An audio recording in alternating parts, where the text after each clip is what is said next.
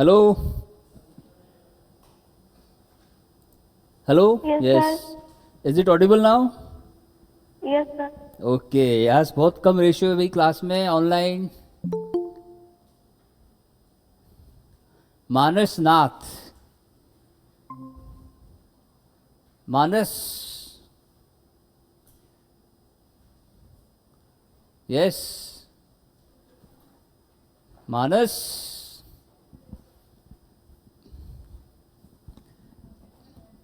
भाई सो गए क्या क्लास में? यस, वेरी शुभ सिंघानिया साहब, वेर एड यार।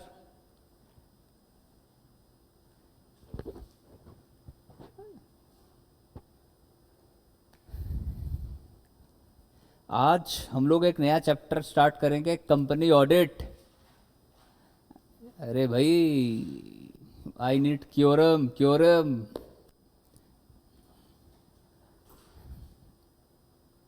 Yes. Can I start the class? Yes, sir. Okay. बोलो श्री राधे राधे। अच्छा, सबसे पहले देखो, कंपनीज ऑडिट का चीज प्रोपोर्शन समझना है मिस्टर।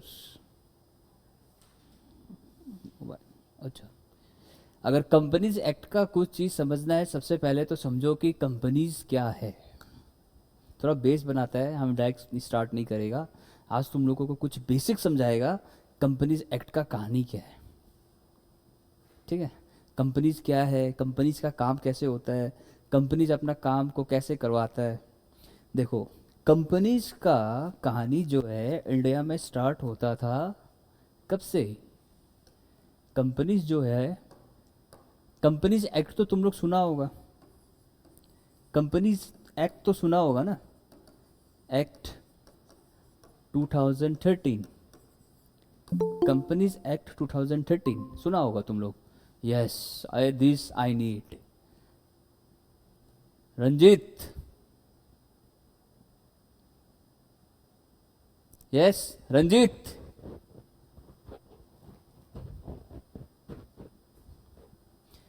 देखो, सबसे पहले इस चीज के बारे में समझो, ये क्या भला है? कंपनी पता है क्या होता है? कंपनी एक चीज है जो इंसान खुद बनाता है, ठीक है? कंपनीज एक चीज है जो इंसान खुद बनाता है। जानवर बनाता है कंपनी? नहीं, इंसान बनाता है। तो ये एक ऐसा चीज है जो ह्यूमन मेड है, ठीक है? ये ह्यूमन मेड है। अभी इंडिया में हजारों कंपनीज है, small, private, public, nidhi, government, inoperative, operative, corporate, social.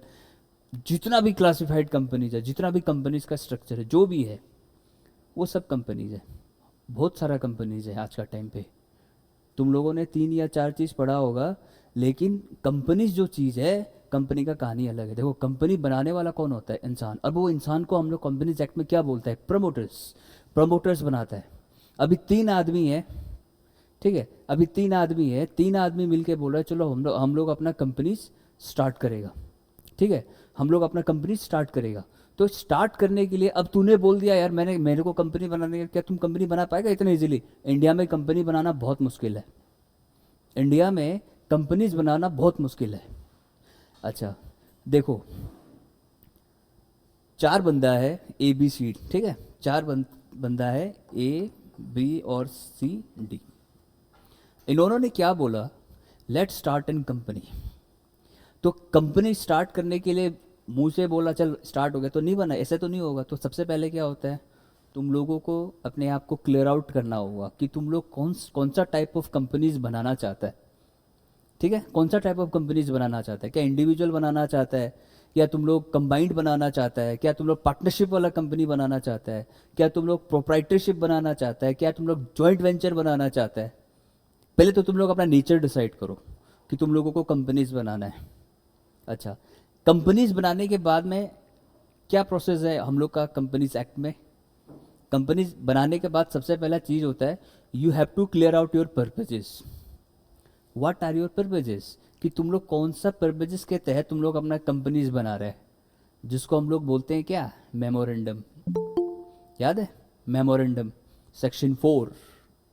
जो सेक्शन 4 है कंपनीज एक्ट का, वो सब कुछ तुमको बताएगा कि कंपनीज के बारे में क्या करना है तुम लोग को। तुम लोग अपना कंपनीज में किस तरीका से काम करेगा, क्या मोटिव है, तुम लोग कितना कैपिटल्स रखेगा, तुम लोग का कितना शेयर होल्डर्स होगा, तुम लोग का कितना डायरेक्टर्स होगा, तुम लोग का क्या मैनेजमेंट होगा, तुम लोगों का क्या प्रॉफिट्स होगा, क्या लॉसेस होगा, कैसे वाइंड अप होगा, तो क्या कहानी होगा, सब कुछ ये तुम लोगों को अपना पर्पजेस और ऑब्जेक्टिव्स में बता देना है। ठीक है। कंपनी बनाने के लिए 2 चीज़ फॉलो करना होता है, एक ऑब्जेक्टिव्स और एक दूसरा रूल्स। जो रूल्स का कहानी है वो सेक्शन 5 में है। जो रूल्स का कहानी है वो सेक्शन 5 में है। ठीक है। देखो आज कंपनीज एक्ट का इंट्रोडक्शन क्लास इसलिए हम तुम लोगों को कंपनीज एक्ट समझा रहा है, क्योंकि अगर कंपनीज एक्ट का बेसिक नॉलेज नहीं पता होगा तो राधे राधे, सीधा सा बात है, राधे राधे। बड़ा टॉप फर्म्स में आप लोग आर्टिकलशिप करने जाएगा तो वो लोग कहीं से भी कुछ भी पूछ सकता है, कहीं से कुछ भी पूछ सकता है। ये नहीं है कि जो बुक पे पढ़ा है वही हम लोग को समझाए, नहीं, कुछ भी पूछ लेगा। कंपनीज क्या है बताओ, फिर तुम लोग जो रट्टा लगाया वाला डेफिनेशन बताएगा कंपनीज की, नहीं तो उस टाइम दिमाग काम नहीं करता ना। तो हम लोगों को हर फेज के लिए प्रिपेयर रहना जरूरी होता है। टारगेट करो कि तुम लोग टॉप कंसल्टिंग फर्म को वो रखे, KPMG हुआ, हाँ, और कौन सा है, ईवे हुआ, और कौन सा टॉप 4 कंसल्टिंग फर्म्स है ना, यहाँ पे टारगेट रखो करने का। इसमें मिलने से तो बहुत अच्छा चीज़ है, लाइफ बन जाएगा। बॉस्टन है, और भी है, और कौन सा है, और ईवे, KPMG, अरे जो भी है, टारगेट ये रखो तो कहीं से भी कुछ भी पूछ सकता है। ठीक है। तो कंपनीज बनाने के बाद ऑब्जेक्टिव्स और वो सब डिसाइड करो। ऑब्जेक्टिव्स के बाद बात आता है कि हम अभी क्या बनाएगा, आर्टिकल्स। अब आर्टिकल्स का मतलब क्या है, रूल्स। आर्टिकल्स का मतलब क्या है, रूल्स। रूल्स बना तो दिया, फॉलो कौन करेगा, फॉलो तो सबको करना पड़ेगा। कंपनी बनाने का मालिक को भी रूल्स फॉलो करना पड़ेगा। अगर कंपनी का मालिक रूल्स फॉलो नहीं करेगा, क्या एम्प्लॉय फॉलो करेगा क्या उसका रूल्स, नहीं। तो हम लोगों को अपना ऑब्जेक्टिव्स, अपना रूल्स किसको देना पड़ता है इंडिया में पता है, कंपनी बनाने के लिए सब कुछ कौन देखता है, ROC। कौन देखता है, ROC, registrar of companies. Her state में, हर डिस्ट्रिक्ट में एक रजिस्ट्रार होता है। हर डिस्ट्रिक्ट में जहाँ पे तुम लोग प्लेस ऑफ बिजनेस, मतलब कहाँ बिजनेस करने वाला होता है ना, वहाँ पे एक ROC होता है। उनको पता होता है कि हम लोग कंपनी बनाए, तो उनके रेडार पे, I will say the radar, उनके रेडार पे होता है कि भाई 4-5 आदमी आया हुआ है, कंपनी बना रहा है, काम क्या कर रहा है, सब कुछ देखना किसका जिम्मे रिस्पॉन्सिबिलिटी है, ROC। और ROC को कौन देखता है, हर रजिस्ट्रार को कौन देखता है, मैंने फर्स्ट डे पे बताया था, MCA, ministry of corporate affairs.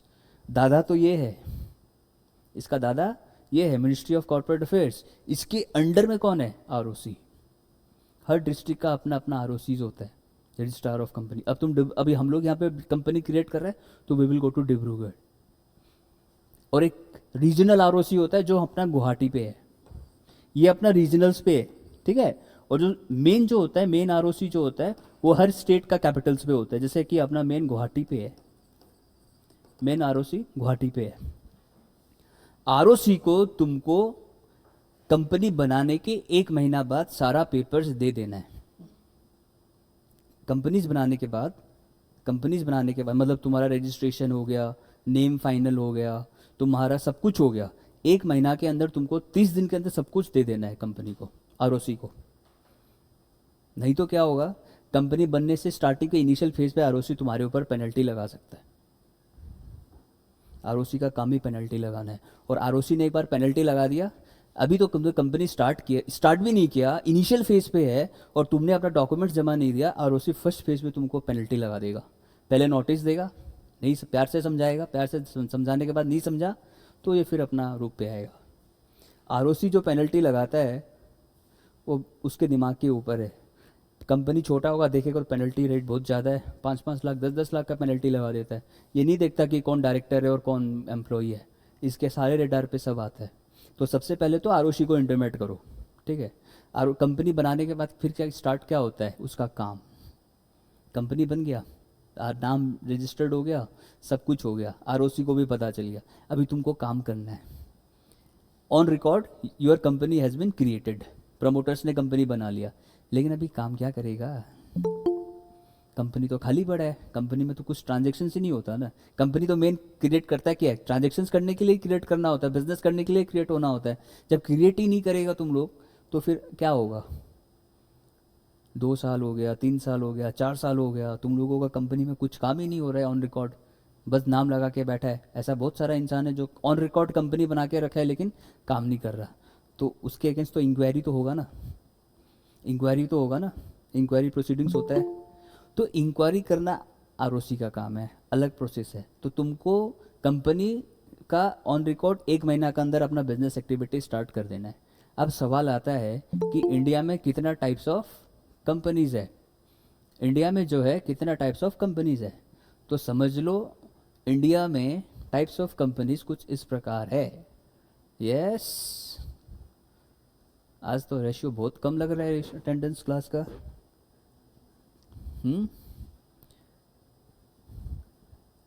Singhania साहब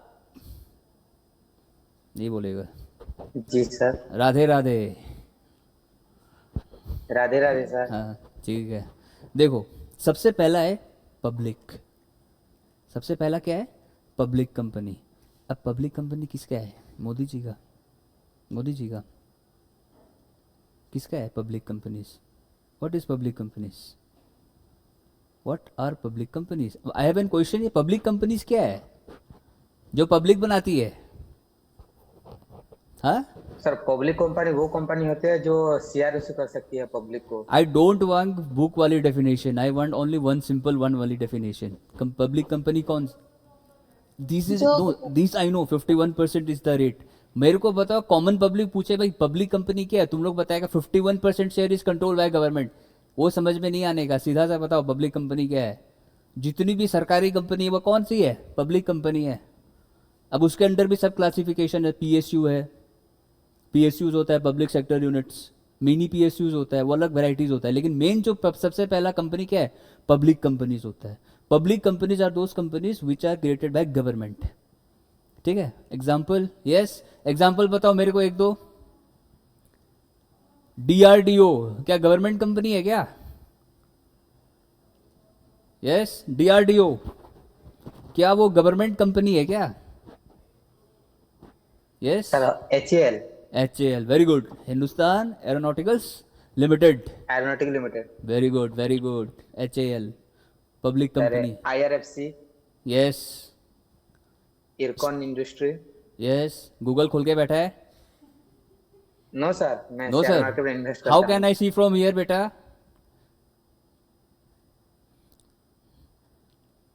एआई के ज़माने में सब कुछ पॉसिबल हो सकता है। सर और मैं बताओ। इन्वेस्ट करता हूँ सर वो कंपनी में। Oh my god, investor which one? Retail investor, qualified investor, which one? Retail oh retail हो इन्वेस्टर सर। अरे भाई, लॉन्ग टर्म कैपिटल गेन कमा रहा है बच्चा। यस, तो बहुत सारा कंपनीज है। बीएसएनएल, बीएसएनएल जो है full form I don't know, Bharat संचार निगम लिमिटेड। दूसरा इंडियन रेलवेज, इंडियन रेलवेज है। पहले 17 कंपनीज इंडियन गवर्नमेंट के पास था, अभी कितना है? 6 या 7।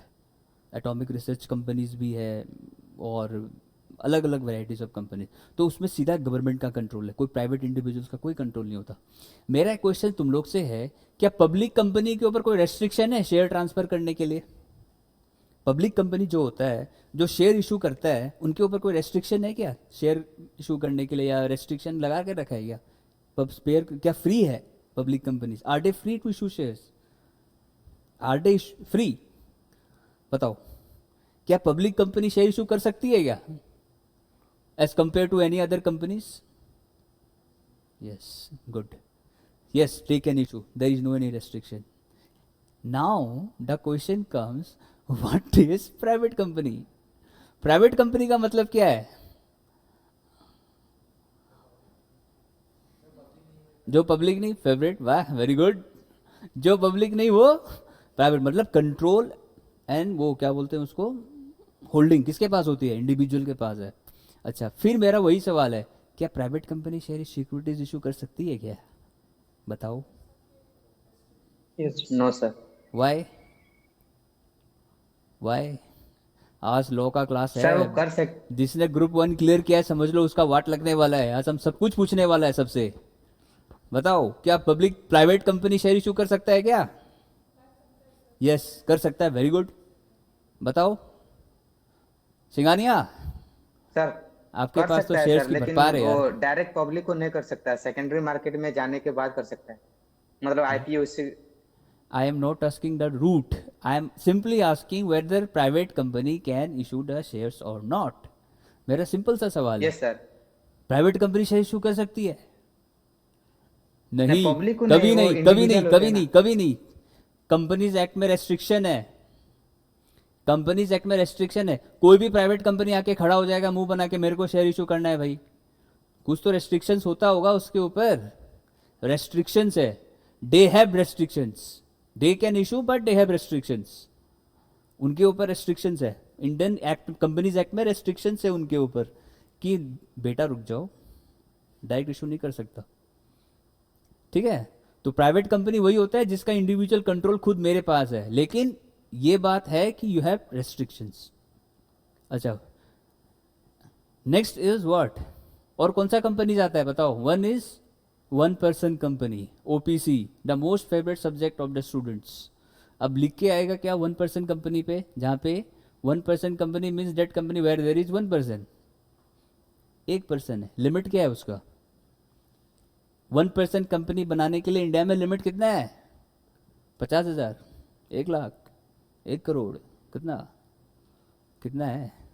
What is the limit? One person कहाँ? वन पर्सन ओपीसी पे? यस, कितना लिमिट है? नहीं नहीं, वन पर्सन कंपनी बनाने के लिए लिमिट कितना है? गवर्नमेंट ने बोला है कि कुछ लिमिट्स होता है। लिमिट्स कितना है बताओ?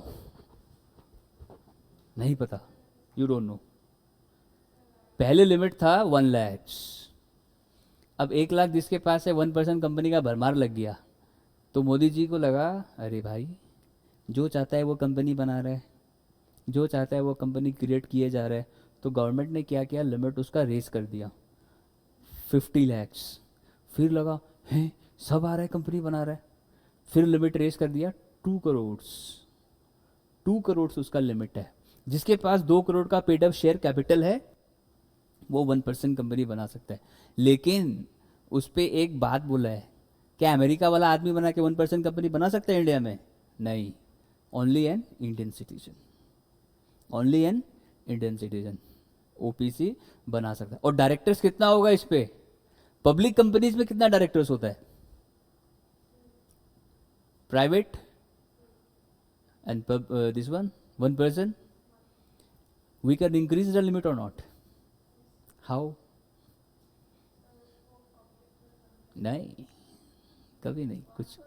अगर हमें किसी डायरेक्टर्स का लिमिट, हम उसी टॉपिक पे आ रहे हैं, अगर हमें डायरेक्टर्स का लिमिट बढ़ाना है तो कैसे करना होगा? क्या करना होगा बताओ? Sorry, nothing like that. Wrong, wrong. जवाब दो। यस। कैसे कब तुम अपना अगर अपना डायरेक्टर्स का लिमिट बढ़ा रहे कंपनी से का, आज सबका सबका खुलेगा पोल। बताओ कैसे बढ़ा सकता है? बिफोर गिविंग हमको I can set answer what is, but I want to know from you all what is the answer. No, no, never. भाई साहब, कंपनी का डायरेक्टर आपको बढ़ाना, कंपनी के अफेयर्स आपको देखने, आरओसी के पास क्यों जाओगे बताओ? क्यों जाओगे? क्यों जाओगे बताओ? You can increase by passing, very wrong, special resolution.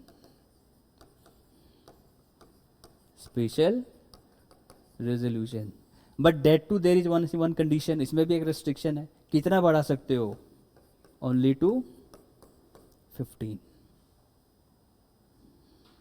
CA final chapter 1 director section 149, section 149 उसमें ये बात लिखा गया है। स्पेशल रेजोल्यूशन पास करना होगा।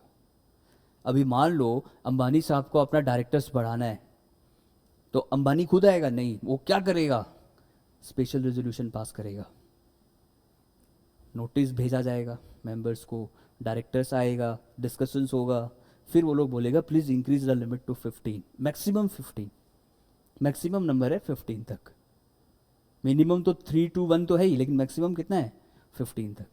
ये डायरेक्टर्स का पंगा है क्योंकि सारा डायरेक्टर्स जो होता है वो सारा डायरेक्टर्स कंपनीज चलाता है, ठीक है। तो डायरेक्टर कौन है, जो कंपनी को गाइड करे, सुपरवाइज करे, ठीक है, उसको मॉनिटर करे, उसको कंट्रोल करे, वो होता है डायरेक्टर्स, होता है ना board of directors. Board of directors का रिस्पॉन्सिबिलिटी है ऑडिटर को अपॉइंट करना, जो अभी स्टार्ट होने वाला है। तो कंपनी का अफेयर समझो, कंपनी काम कैसे करता है। कंपनीज में मेंबर्स होते हैं, कंपनीज में शेयर होल्डर्स होता है, कंपनीज में एम्प्लॉयज़ होता है, कंपनीज में बोर्ड ऑफ डायरेक्टर्स होता है, ठीक है। बोर्ड ऑफ डायरेक्टर्स मतलब जो कंपनी को पूरा कंट्रोल देखता है, जिसका कंपनीज का अफेयर्स को देखता है, ठीक है। अच्छा, सीईओ कौन होता है, सीईओ, सीएफओ, मैनेजिंग डायरेक्टर, ये सब कौन होता है, सुना होगा ना नाम है। गूगल का सीईओ कौन है, सीईओ कौन है, वो चश्मे वाला है ना एक, यस, सीईओ यानी कि चीफ एग्जीक्यूटिव ऑफिसर। वो कौन होता है, डायरेक्टर से नीचे होता है या डायरेक्टर से ऊपर होता है, बताओ। वो डायरेक्टर से नीचे होता है, डायरेक्टर से ऊपर होता है, बताओ तो, पूछो ना, सोचो सोचो, क्वेश्चन चाहिए। तुम लोगों को ऑडिट पढ़ना है तो तुम लोगों को कुछ तो बेसिक्स पता होना चाहिए। जो डायरेक्टर के नीचे होता है, डायरेक्टर के ऊपर होता है, डायरेक्टर हमेशा ऊपर होता है, जो डायरेक्टर होता है ना वो हमेशा ऊपर होता है। और चेयरमैन कौन होता है, चेयरमैन, अभी अपने घर का चेयरमैन कौन है, अभी अपने घर का चेयरमैन कौन है, हम लोग खुद है क्या।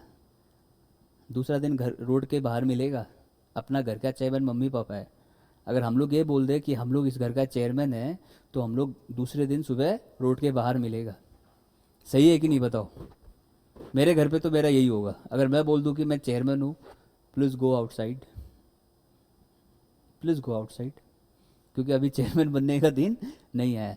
तो ये एक है। दूसरा स्मॉल कंपनीज होता है, फिर निधि कंपनीज होता है, निधि निधि कंपनीज भी है, डॉर्मेंट कंपनीज भी है, मतलब नाम बना लिया, काम कुछ किया नहीं, वो डॉर्मेंट बन गया, इनऑपरेटिव जिसको हम लोग बोलते हैं, डॉर्मेंट कंपनीज भी होता है। और एक लास्ट कौन सा, एक लास्ट और बचा है,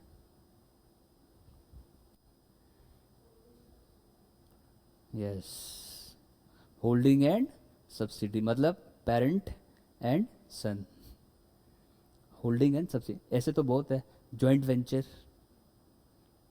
होल्डिंग सब्सिडी मतलब जहाँ पे होल्डिंग वो होता है जहाँ पे होल्डिंग कंपनी सब्सिडरी कंपनी का 50% से ज़्यादा कंट्रोल ले रहा है, किस पे, एसेट्स पे, लाइबिलिटीज़ पे, प्रॉफिट्स पे, रिजर्व्स पे, वो होल्डिंग एंड सब्सिडरी कंपनी होता है।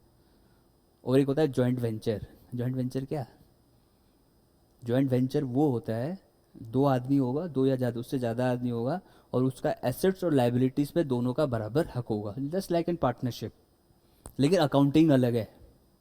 जॉइंट वेंचर का अकाउंटिंग अलग है, उनका अकाउंटिंग 108 से होता है, इंड AS 108, इनका अलग अकाउंटिंग है अपना। और लास्ट, ओनली वन, लास्ट कौन सा, माई सेल्फ, खुद, ओन सेल्फ कंपनी, मेरी खुद की कंपनी, क्या, एक मेरा खुद का है, हाँ, नो, प्रोप्राइटरशिप नेचर होता है, प्रोप्राइटरशिप नेचर होता है, सिर्फ 7-8 है, याद रखो। देखो, तो कंपनी को क्या करना है, अब कंपनीज को अपना अफेयर्स कंट्रोल करने के बाद, अब अफेयर्स कंट्रोल करने का काम कंपनी वाला है, अपना खुद का देखता है। लेकिन हम लोगों के कोर्स पे क्या है, हम लोगों को किससे डील करना है, कंपनी के अफेयर से डील करना है क्या, यस, डील करना है। कंपनी के फाइनेंशियल स्टेटमेंट से भी डील करना है, कंपनी का प्रॉफिट एंड लॉस से भी डील करना है, अकाउंटिंग से भी डील करना है, टैक्सेशन से भी डील करना है। तो कंपनी ये डिपार्टमेंट करने के लिए क्या करता है, किसको अपॉइंट करता है, ऑडिटर को अपॉइंट करता है, ठीक है। तो कंपनी क्या करता है, ऑडिटर को अपॉइंट करता है। अब ऑडिटर अपॉइंट करने के लिए क्या करता है, कंपनी लेटर भेजता है क्या ऑडिटर को, भाई साहब आप आ जाओ हमारा कंपनी का ऑडिट कर लो, ऐसा होता है। कंपनी जब ऑडिटर अपॉइंट करता है तो कंपनी बुलाता है क्या तुमको, इंडिविजुअल कॉल करता है, भाई आजा, मैं तेरा इंतज़ार कर रहा हूँ, आजा। हाँ, यस, बताओ मनीष। आज कोई नहीं जवाब देने वाला। ऐसे होने वाला है क्या? नहीं, उसका अपना मैकेनिज्म है, उसका एक मैकेनिज्म है। क्या मैकेनिज्म है? क्या मैकेनिज्म है? बताओ, क्या मैकेनिज्म है? कंपनी कैसे ऑडिटर को अपॉइंट करेगा? बताओ ना, कुछ प्रोसेस होता होगा कंपनीज का, कुछ तो अपना एक मैकेनिज्म होता होगा, बताओ। कंपनी मीटिंग करता है सबसे पहले, कंपनी का मीटिंग्स होता है ना, बोर्ड मीटिंग। याद है बोर्ड मीटिंग? सुना है कभी बोर्ड मीटिंग? बोर्ड मीटिंग के बारे में कुछ सुना है क्या? हाँ, हे भगवान। अबे भाई, कंपनी का मीटिंग नहीं सुना क्या? बोर्ड मीटिंग, ये ब्लैक बोर्ड वाला मीटिंग नहीं, बोर्ड मीटिंग। कंपनीज का मीटिंग होता है, जैसे एनुअल जनरल मीटिंग होता है, बोर्ड मीटिंग होता है। बोर्ड मीटिंग मंथली भी होता है, एनुअली भी होता है, सेमी एनुअली भी होता है, बोर्ड मीटिंग होता है। तो उस पर क्या होता है, मीटिंग का प्रोसेस ये होता है कि कंपनी क्या करता है, कंपनी को अभी लगा कि हम लोगों को अपना फाइनेंशियल स्टेटमेंट्स ऑडिट करना है, कंपनी बोर्ड मीटिंग बुलाता है। उस मीटिंग में डिस्कशंस होता है कि हमें अपना मैटर जो हम लोगों को जो करना है, जिस सब्जेक्ट पे या जिस मैटर पे हम मीटिंग बुलाए है, ऑडिटर को अपॉइंट करना है, तो उसके लिए वो लोग बोर्ड मीटिंग में डिस्कशंस करता है। ठीक है, डिस्कशंस करता है। तो वो लोग क्या करता है, मीटिंग करने के बाद में वो लोग जो डिसीजन लेता है, yes we will appoint the auditor. अब ऑडिटर अपॉइंट कर तो देगा आप लोग, लेकिन काम किसको देगा? ये सब सारा मैटर जो डिस्कशन करना पड़ेगा ना, कि हम लोगों को कैसे अपॉइंट करना है, फिर अपॉइंट करना है तो काम कैसे कराना है, उसको क्या रेमुनरेशंस देना है, जो टर्म्स एंड कंडीशंस है जो भी है, ये बोर्ड मीटिंग में डिसाइड होता है। तो ऑडिटर अपॉइंटमेंट कब होता है? हमेशा पहला चीज बोर्ड मीटिंग में होता है। रेजोल्यूशन पास होता है, रेजोल्यूशंस पास होता है। ठीक है, रेजोल्यूशंस पास होता है। अभी कंपनी को at a time urgent audit कराना पड़ेगा, तो कौन सा रेजोल्यूशन पास कराना पड़ेगा? Special resolution, majority resolution. Resolution का मतलब क्या होता है? प्रस्ताव, हिंदी में उसको प्रस्ताव बोलता है। प्रस्ताव, प्रस्ताव बोला जाता है। ठीक है, रेजोल्यूशन होता है क्या? देखो, अभी बोलता है न्यू ईयर रेजोल्यूशन, पूरा एक साल नो पार्टी नथिंग एल्स, फिर एकदम बढ़िया से रहेगा। 1 तारीख को रेजोल्यूशन लेता है आप लोग, दूसरा दिन ए जा भाई मेरे बेटे को लेके आ, यही रेजोल्यूशन। वो रेजोल्यूशन अलग होता है। वो रेजोल्यूशन क्या है? कसम खा लेगा तुम लोग, सब कुछ कसम खा लेगा, नहीं करेगा नहीं करे, दूसरा दिन वही वही रिपीटेशन।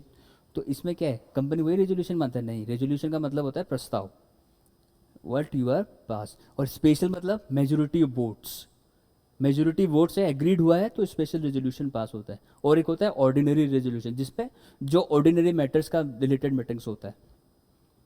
अब किसी को हटाना है, रेमुनरेशन बढ़ाना है, किसी एम्प्लॉय का कुछ हुआ, मिसबिहेवियर कुछ हुआ, कुछ भी ऐसा मैटर्स हो, कंपनीज को कोई फंड का पैसा का ज़रूरत है, तो वो लोग जो नॉर्मल जो जेन्युइन्स होता है वो ऑर्डिनरी रेजोल्यूशन पास करता है मैटर्स रिलेटेड। या किसी ऑडिटर डायरेक्टर को निकालना हो तो इस पर ऑर्डिनरी रेजोल्यूशन पास करना है। वो 2 रेजोल्यूशन बस याद रखो, स्पेशल एंड ऑर्डिनरी। तो बोर्ड मीटिंग करने के लिए स्पेशल रेजोल्यूशन पास होता है, उस पर ऑडिटर अपॉइंट होता है। अब ऑडिटर अपॉइंट होने के बाद अब क्या काम होता है? अपॉइंटमेंट हो गया, ठीक है, ऑडिटर आ गया, अब ऑडिटर को काम करना है, स्टार्ट करना है। तो ऑडिटर किसको रिपोर्ट करेगा? हम लोग इस चैप्टर पे पढ़ेगा। ऑडिटर को कैसे रेमुनरेशन मिलेगा? हम लोग इस चैप्टर पे पढ़ेगा। ऑडिटर कैसे काम करेगा? हम लोग इस चैप्टर पे पढ़ेगा। मतलब ऑडिटर का जो रोल कंपनीज में होता है, हम लोग इसमें पढ़ने वाला है। आया बात समझ में? मैंने जो इतना कहानी सुनाया तुम लोगों को, कुछ समझ में आया कि कंपनी कैसे काम करता है, कंपनी का क्या रोल है? हुँ? अभी रिलायंस कंपनी ऑडिटर को अपॉइंट कर रहा है, मान लो रिलायंस कंपनी जो है ऑडिटर को अपॉइंट कर रहा है, तो रिलायंस कंपनी का जितना फाइनेंशियल स्टेटमेंट्स है कौन ऑडिट करेगा? ऑडिटर करेगा। तो इस केस में मेरा एक सिंपल सा क्वेश्चन ये है कि जो आपने ऑडिटर अपॉइंट किया, क्या उसके ऊपर कोई रेस्ट्रिक्शंस होगा कंपनीज में? आपने जो ऑडिटर अपॉइंट किया है, कि क्या उसके ऊपर कोई रेस्ट्रिक्शंस होगा क्या, या वो इंडिपेंडेंट रहेगा? अब कंपनीज तो उसके ऊपर मैनेजमेंट है ना, ऑडिटर के लिए तो कंपनी मैनेजमेंट हो गया, क्योंकि ऑडिटर को उसको रिस्पॉन्ड करना है, रिपोर्ट करना है। तो हमको मेरा एक सिंपल सा ये सवाल है, आप लोगों ने जो ऑडिटर अपॉइंट किया है, क्या उसके ऊपर रेस्ट्रिक्शंस होगा क्या? क्या कुछ हो सकता है क्या? रेस्ट्रिक्शंस हो, लिमिटेशंस हो, कोई कंडीशंस हो, बताओ। तो हैं? सर इंडिपेंडेंट रहेगा। हैं? भाई, इंडिपेंडेंट सर। भाई तुम तो हमको हिला दिया यार, इतना जोर से बोलता है क्या कोई? हाँ भी बोलो, क्या था? Independent sir, independent. आप तो पहले से भी इंडि डेफिनेशन में लिखाए थे ना, हाँ, एक ऑडिटर इंडिपेंडेंट रहता है बोल के। ऑडिटर इंडिपेंडेंट होता है, ठीक है, मैंने मान लिया ऑडिटर इंडिपेंडेंट होता है, लेकिन कंपनीज का पूछ रहा हूँ मैं, जनरली नहीं पूछ रहा, कंपनीज का पूछ रहा हूँ। कंपनीज भगा देगा क्या उस ऑडिटर को? अगर तुम्हारे ऊपर कोई कंडीशंस लगा दिया मैनेजमेंट या कंपनी वाला, तो तुम काम करेगा या नहीं करेगा? हो सकता है क्या? Yes, management can impose, companies can impose some restrictions. तुम कहीं बाहर का ऑडिट नहीं ले सकता, तुम कभी बाहर का ऑडिट असाइनमेंट नहीं ले सकता। ले सकता है, लिमिट्स है, not more than 60, not more than 60। तुम्हारा पीरियड रहेगा ऑडिटर अपॉइंट करने का। अगर इंडिविजुअल ऑडिटर है, 5 ईयर्स का गैप होता है, 5 ईयर्स क्लियर तुम्हें अपॉइंटमेंट होगा, जो तुम लोग पढ़ेगा इस पे। पार्टनरशिप, अगर फर्म्स ऑफ ऑडिटर है, फर्म्स है, 10 साल का गैप है। कूलिंग पीरियड देखा जाएगा, एक बार अपॉइंट हो गया तो उसी कंपनी में तुम दूसरा बार अपॉइंट नहीं होगा, उसके लिए तुमको और 5 साल वेट करना पड़ेगा। लिमिट्स है, कौन लगाता है ये सारा लिमिट्स? सब कंपनीज एक्ट में लिखा गया है, सब कंपनीज एक्ट, सारा कंपनीज एक्ट। समझ लो आज तुम लोग लॉ पढ़ने वाला है, सब कंपनीज एक्ट में लिखा है, सब कुछ। ऑडिटर 60 से ज़्यादा असाइनमेंट नहीं ले सकता, ऑडिटर दूसरा कंपनी का ऑडिट नहीं कर सकता है, ऑडिटर का रिलेटिव है, ऑडिटर का कोई रिलेटिव है। हाँ, अभी डिस्क्वालिफिकेशन भी हुआ कि कौन कौन ऑडिटर नहीं बन सकता। जैसे कि फॉर एग्जांपल मेरे को याद है, कोई ऑडिटर का रिलेटिव अगर किसी कंपनी में डायरेक्टर या एम्प्लॉई है, तो उस कंपनी में ऑडिटर का जो इंटरेस्ट है, मतलब उस कंपनी में अगर ऑडिटर शेयर होल्डिंग लेके रखा है, सिक्योरिटीज शेयर्स लेके रखा है, तो नहीं हो सकता। अगर उसका रिलेटिव लेके रखा है, जो ऑडिटर जिस कंपनी का ऑडिट कर रहा है, अगर कोई रिश्तेदार है उसका, अगर वो शेयर सिक्योरिटीज लेके रखा है, तो उसमें एक लिमिट है 1 लाख का, उसमें एक लिमिट है 1 लाख का। 1 लाख से ज़्यादा क्या? मार्केट वैल्यू, फेस वैल्यू कौन सा? Market value.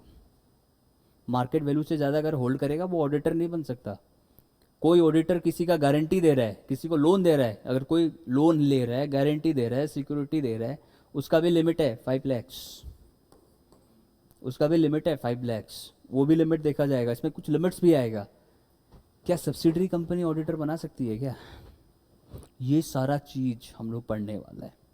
ये तो कुछ एक दो बात बताया मैंने कि डिस्क्वालिफिकेशन ऑफ ऑडिटर कौन है। अच्छा, ऑडिटर कौन है? सीए है, सीएस है, सीएम है, कोई भी हो सकता है, no restriction, but not employ of the company. जो ऑडिटर अपॉइंट होगा, they will be only the 3 person, CA, CS and CMA. ये तीन ही इंसान होगा, इंडिविजुअल और वर्ड पार्टनरशिप फर्म। दो हो सकता है, या तो इंडिविजुअल होगा या फर्म होगा। ठीक है, ये सब चीज़ हम लोग इसमें पढ़ने वाला है। ऑडिटर का कैपेबिलिटी क्या है, ऑडिटर कैसे काम, सब कुछ आएगा इसमें। तो आप लोगों को ये लिमिट्स याद रख, इससे क्वेश्चन फ्रेम हो सकता है। फॉर एग्जाम्पल जैसे कि मैंने ये बात बताया कि आपका रिलेटिव है, वो ऑडिटर अपॉइंट कर रहा है, तो बताओ क्या ऑडिटर हो सकता है या नहीं हो सकता है? इस टाइप का क्वेश्चन आ सकता है। तो आपको सारा प्रोविजंस दिमाग में याद रखना है, ठीक है, आपको सारा प्रोविजंस दिमाग में याद रखना है।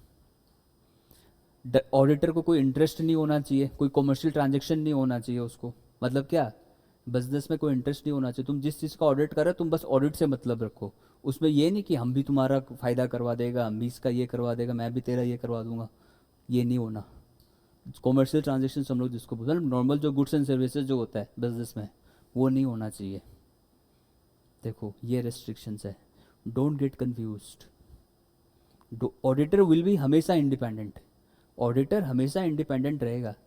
अभी आपने ऑडिट किया, आपको कोई लगा गड़बड़ है, तो आपको आके ऑफर कर दिया, ले भाई ये रख ले, तो तुम उसके लो पे ऑडिट ओपिनियन को क्या गलत करोगे क्या? जो गलत था तुम उसको सही करोगे क्या? नहीं।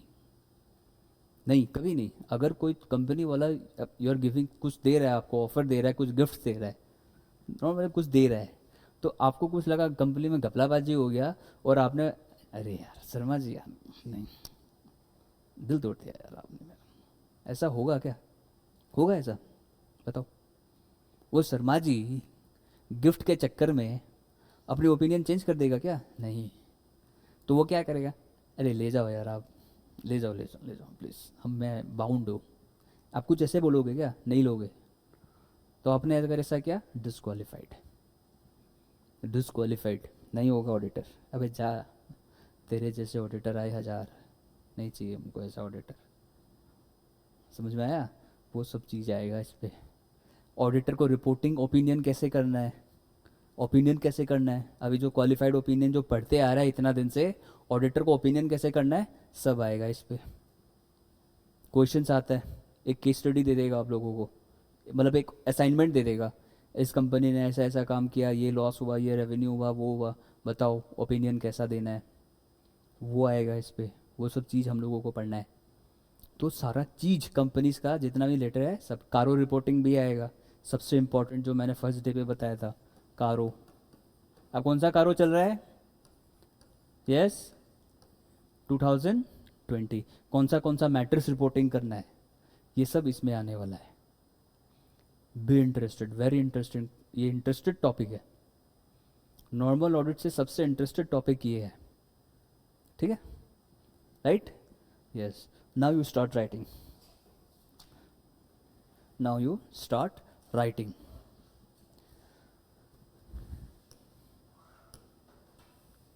Is it your first day in class? Is it your first day in class? एक पार्ट खत्म हो चुका,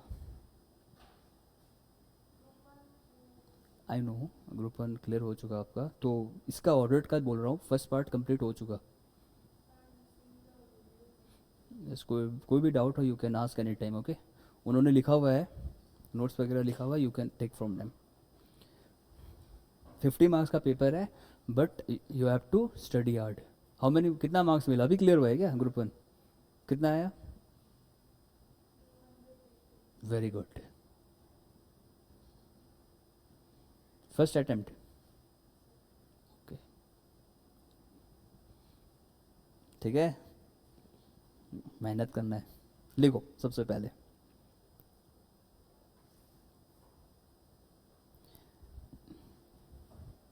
एलिजिबिलिटी ऑफ ऑडिटर। ये जो कल रिजल्ट आया था उस पर हुआ है क्या? कल जो रिजल्ट आया था, अच्छा अच्छा।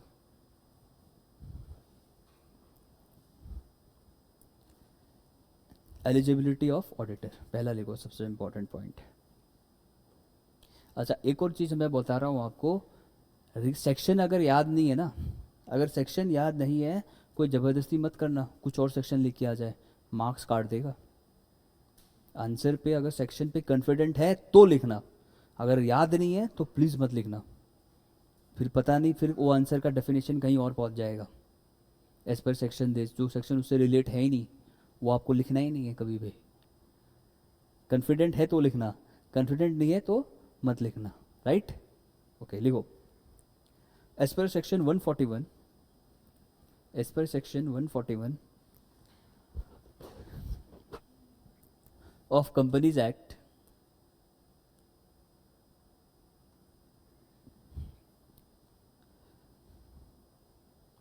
the following persons are qualified to be an auditor.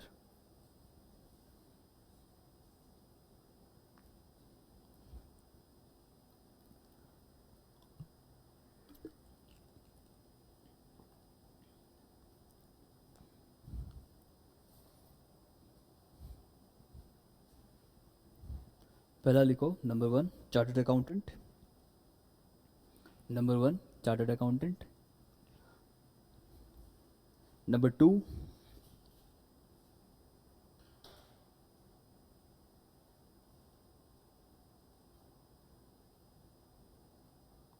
the firms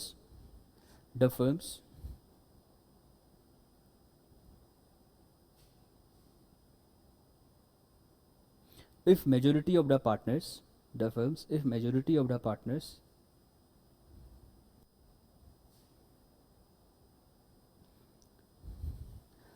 a majority of the partners practicing in India, if majority of the partners practicing in India are qualified for appointment as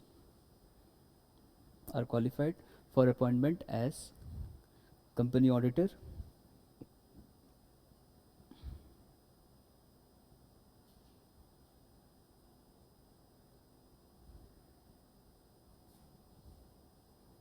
number 3,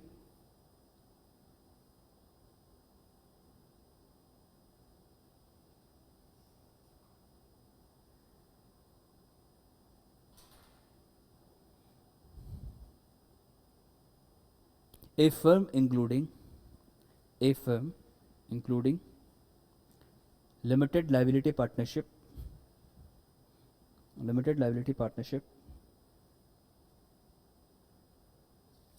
is appointed as an auditor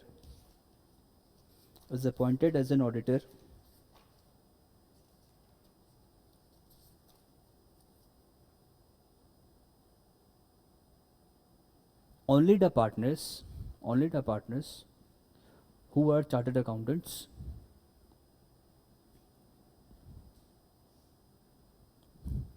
and shall be authorized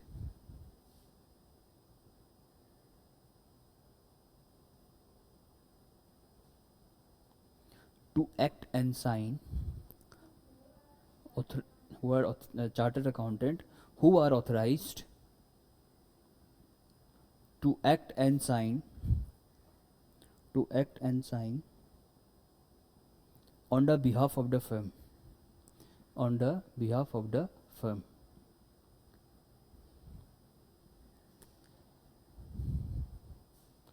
अच्छा, which number is this? number कौन सा point है ये? 3, 4 लिखो. Who has passed the examinations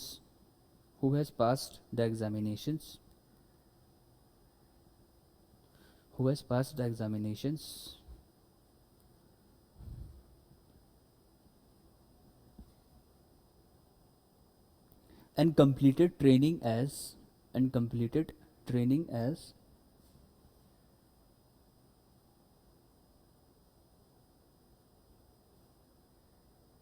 अच्छा, आपके total inter पे कितने सब्जेक्ट्स हैं इसके? टोटल इंटर में कितना सब्जेक्ट्स है? 8, 4 in group 1 and 4 in group 2. Group 1 में कौन सा सब्जेक्ट्स है? Yes tax. अच्छा, टैक्स में कितना है? टैक्स एग्जामिनेशन टोक दिया, एंड बाकी rest accounts.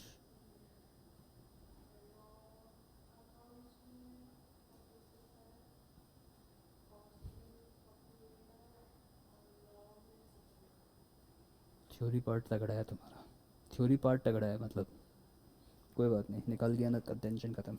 Okay, next point. हाँ,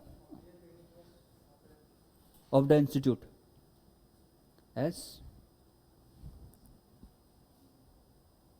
कौन सा पॉइंट बोला मैंने? अच्छा, ये a person who has passed the examinations and completed training as may be prescribed from the institute.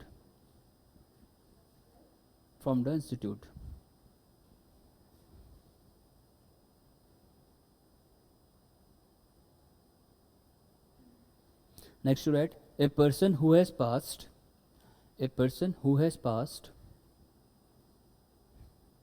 examination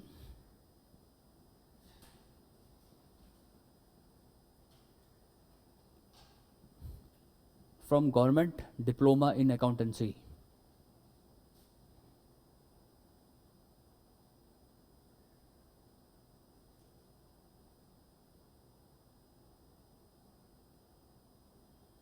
from government diploma in accountancy. किसी ने गवर्नमेंट डिप्लोमा अकाउंटेंसी पास किया है, क्या वो ऑडिटर बन सकता है?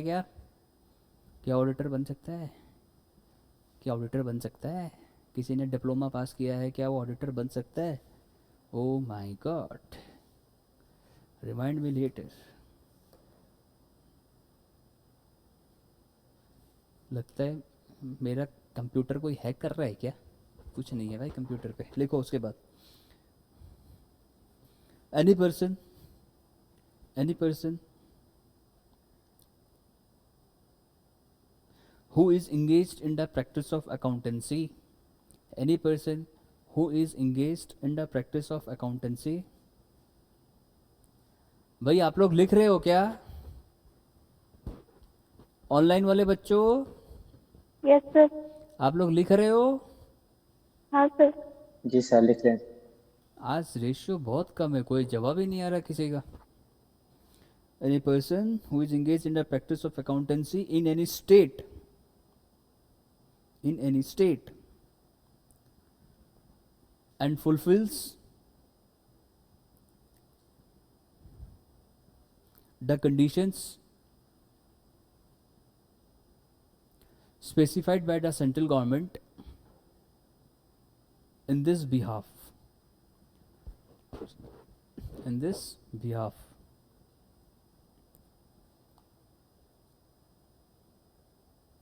सर क्या वाले स्पेसिफाइड टू द हाँ,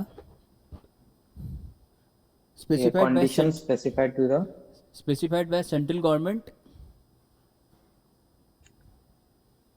in this behalf, right? जी सर। उसके Thank you, बाद sir. लिखो आप लोग,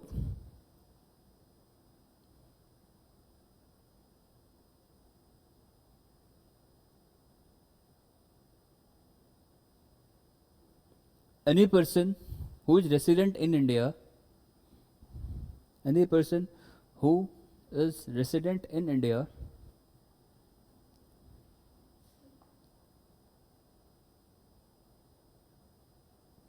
is studying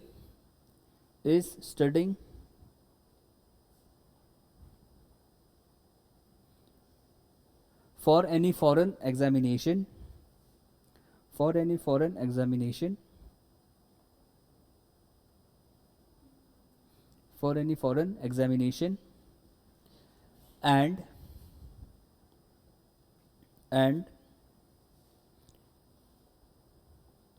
undergoing training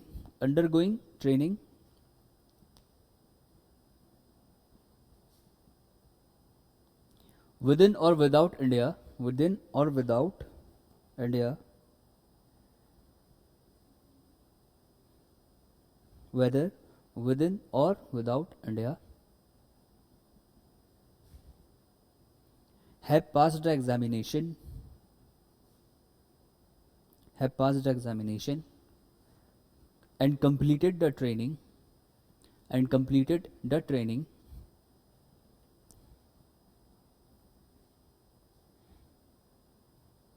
within 5 years, within 5 years after the commencement of this act, after the commencement of this act।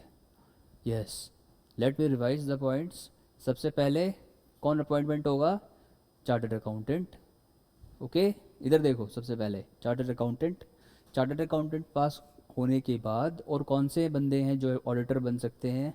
जिन्होंने diploma of accountancy पास कर रखा है वो भी ऑडिटर हो सकता है, या जो इंडियन रेसिडेंट है और फॉरेन में जाके एग्जामिनेशन दे रहा है, ठीक है, जो फॉरेन में जाके एग्ज़ाम दे रहा है, ठीक है, उसका टाइम इंटरवल कितना होना चाहिए? 5 years.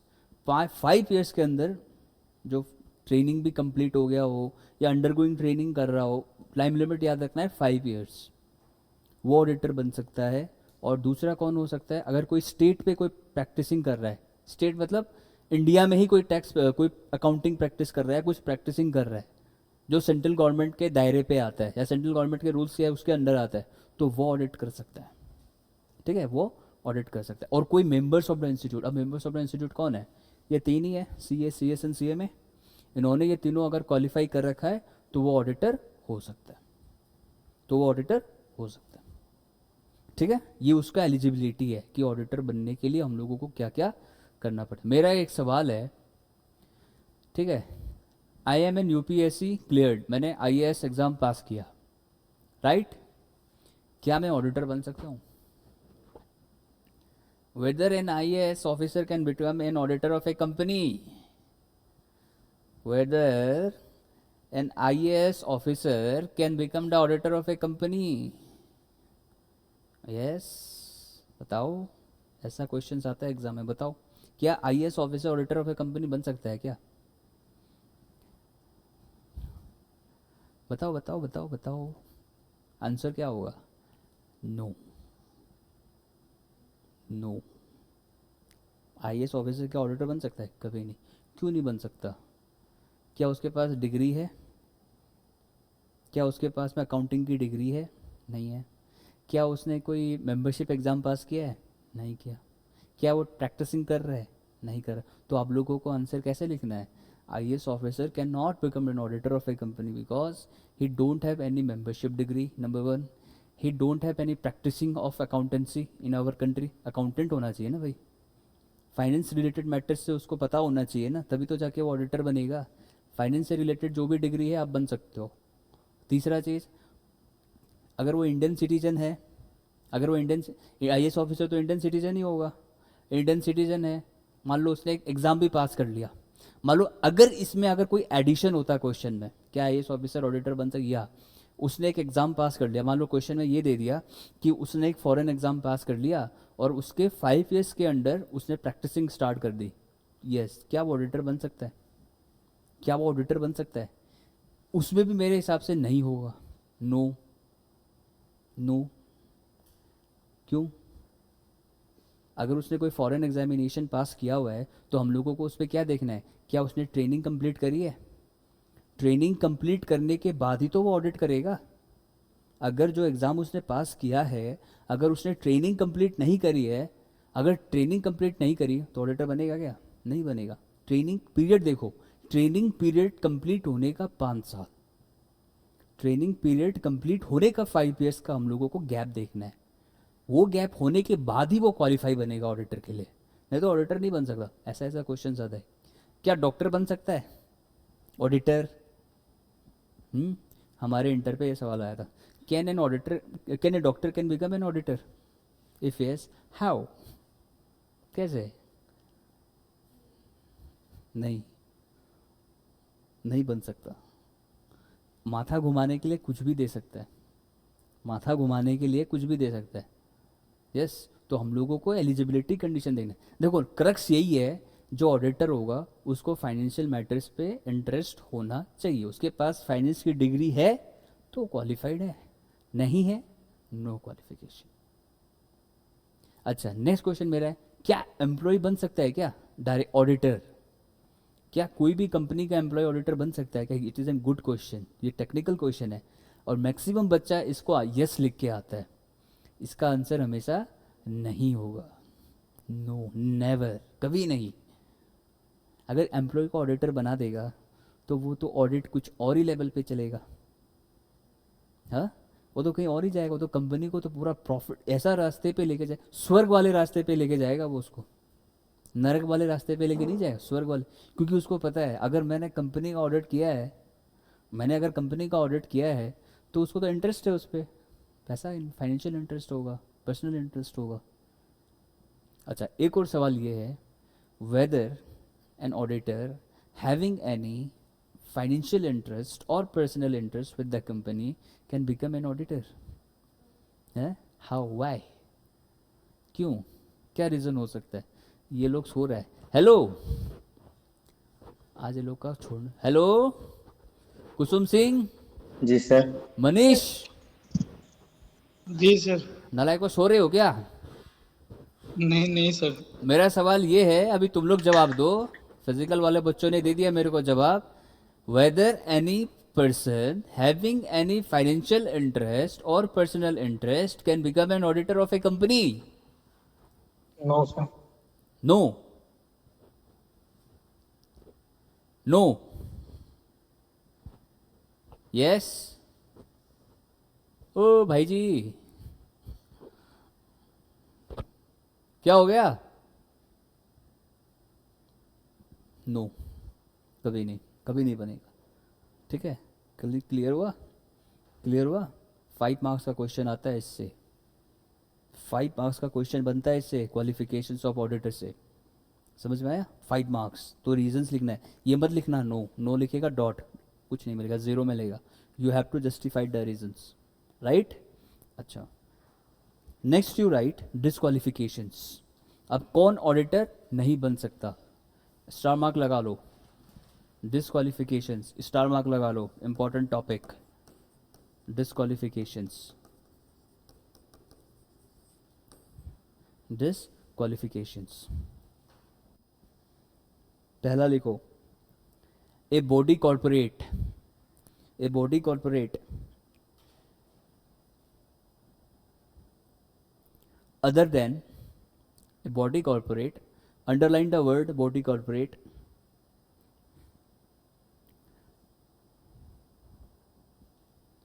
body corporate other than limited liability partnership, limited liability partnership registered under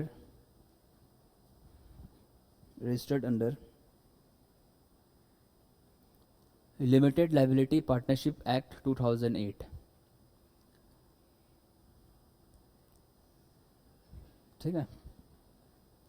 number 2, officer and employee of the company, underline करो, officer and employee of the company.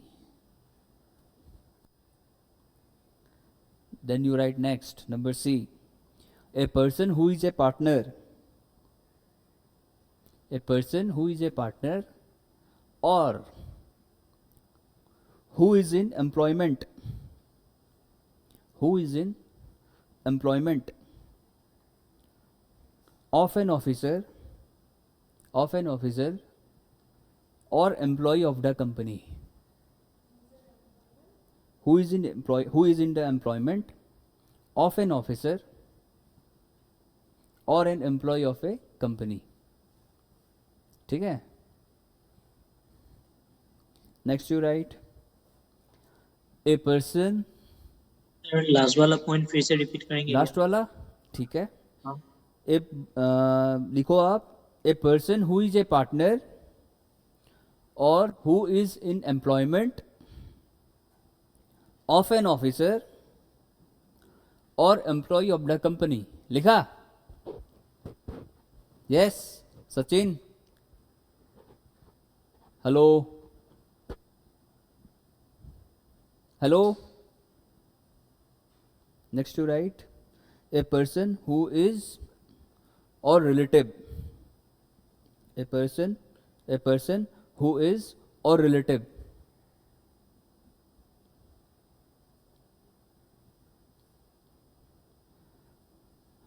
A person who is or उसका जो रिश्तेदार है, is partner, is partner. मतलब मैं या मेरा रिश्तेदार किसी कंपनी में पार्टनर है तो ऑडिटर नहीं होगा। I will make it clear, पहले लिख लो आप। उसके बाद लिखो,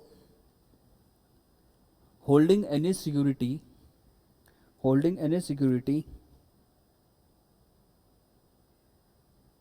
और interest, holding any security or interest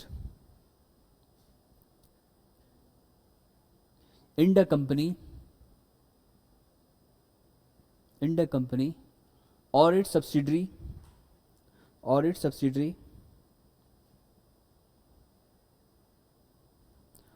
its holding or associate or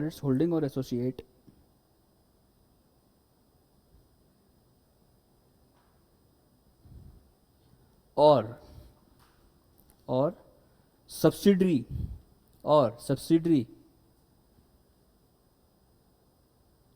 of such holding company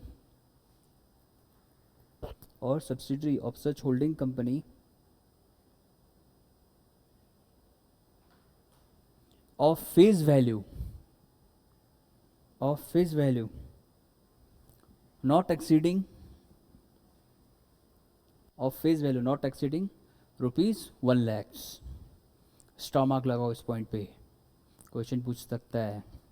अगर मैं, मेरे रिश्तेदार, मेरे पार्टनर, अगर कोई ऑडिटर अपॉइंटमेंट हो रहा है एंड वो कुछ सिक्योरिटी होल्ड कर रहा है, मतलब इन्वेस्टमेंट कर रखा है क्या वो ऑडिटर बन सकता है?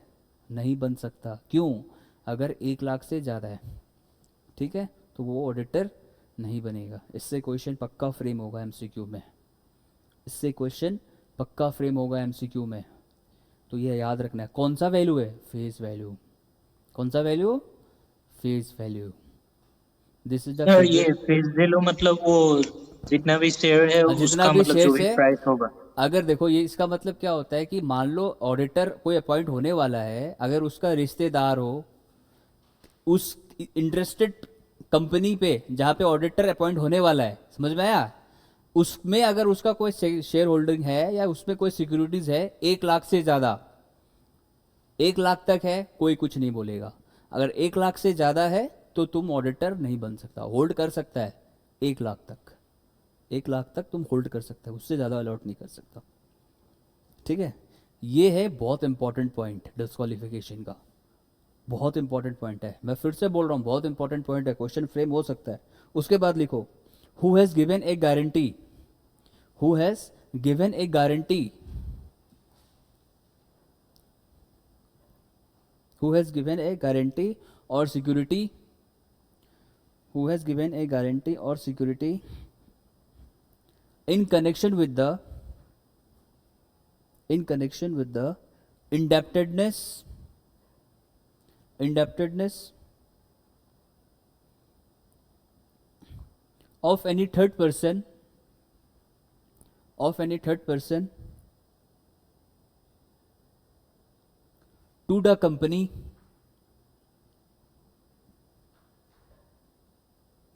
to the company or its subsidiary,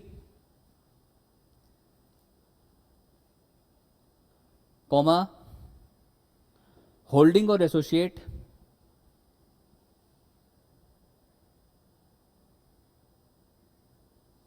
holding or associate, comma, or subsidiary, or subsidiary of such holding, or subsidiary of such holding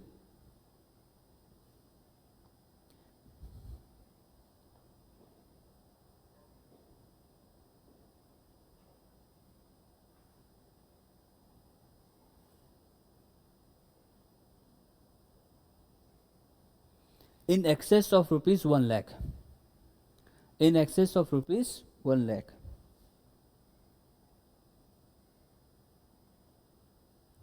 ठीक है, next point two right,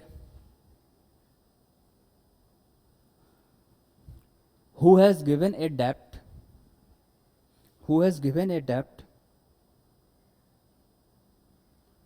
who has given a debt to the company, who has given a debt to the company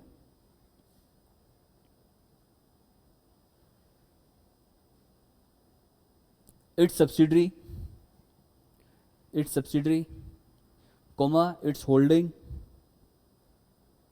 its subsidiary, comma, holding, comma, and associate or associate in excess of rupees 5 lakhs, in excess of rupees 5 lakhs.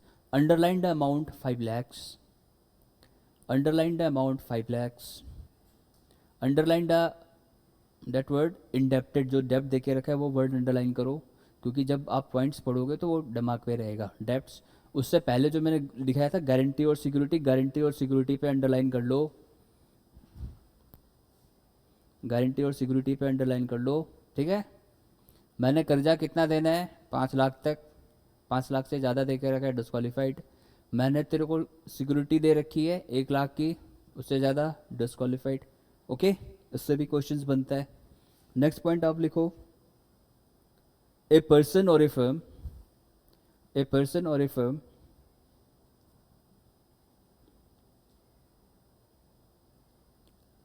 a person or a firm who has business relationship, who has business relationship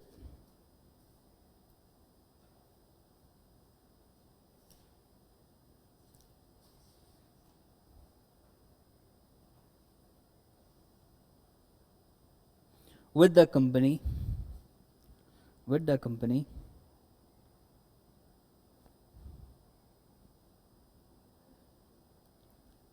its subsidiary,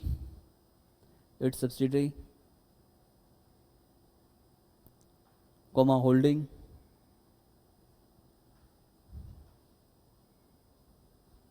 comma associates,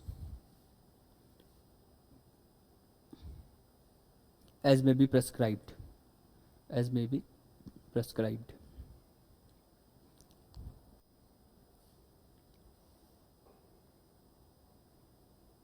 देखो, अगर business relationship है तो दो चीज exclude करना है, वो qualified माना जाएगा। मतलब पहला, अगर अपने प्रोफेशन से रिलेटेड है तो वो बिजनेस रिलेशनशिप नहीं होगा। दूसरा, अगर कोई बिजनेस रिलेटेड है, मतलब प्रोफेशन से रिलेटेड है तो ठीक है, और अदर देन बिजनेस है, अदर देन कोई बिजनेस है, ऑडिटिंग को छोड़ के, ऑडिटर अगर कोई दूसरा बिजनेस कर रहा है तो उससे मतलब नहीं है। ऑडिटर अगर प्रोफेशनल सर्विस दे रहा है तो पहला चीज़ वो बिजनेस रिलेशनशिप नहीं बनेगा। और दूसरा क्या बोला है, कोई भी कॉमर्शियल ट्रांजैक्शन जो नॉर्मल बिजनेस का है, ऑर्डिनरी कोर्स ऑफ बिजनेस है एट व्हाट, नॉर्मल प्राइस। इसका मतलब क्या है बताओ? इसमें बोला है कि commercial transaction which are in the ordinary course of business of a company at arm length prices for the sale of product or services to the auditor as a customer. क्या ये बिजनेस रिलेशनशिप होगा? क्या ये business relationship होगा? क्या auditor एक customer बन के कोई बिजनेस का सामान खरीद बेच रहा है, क्या वो बिजनेस रिलेशनशिप होगा? क्या बताओ? इसमें मैंने क्या लिखा है आपको, अगर कोई ऑडिटर अगर कोई कंपनी पे बिजनेस रिलेशनशिप होल्ड कर रहा है तो वो डिस्क्वालीफाइड है, ठीक है। लेकिन अब बिजनेस रिलेशनशिप क्या चीज़ का, हमें देखना पड़ेगा ना, बिजनेस रिलेशनशिप क्या चीज़ का। इसमें क्या बोला है देखो, पेज नंबर देखो आपका 521 बुक में, देखो बुक नहीं लाया, देखो पेज नंबर 521 में देखो क्या लिखा है। For this purposes the term business relationship shall be constructed as any transaction which is entered for a commercial purposes. मतलब कॉमर्शियल पर्पजेस अगर है, अगर बिजनेस ट्रांजेक्शन में अगर कॉमर्शियल ट्रांजेक्शन, मतलब कॉमर्शियल क्या, प्रॉफिट मोटिव है, अगर प्रॉफिट मोटिव है तो ठीक है। और उसको छोड़ के, एक्सेप्ट व्हाट, एक्सेप्ट का मतलब क्या होता है? छोड़ना। इसको छोड़ के कौन सा?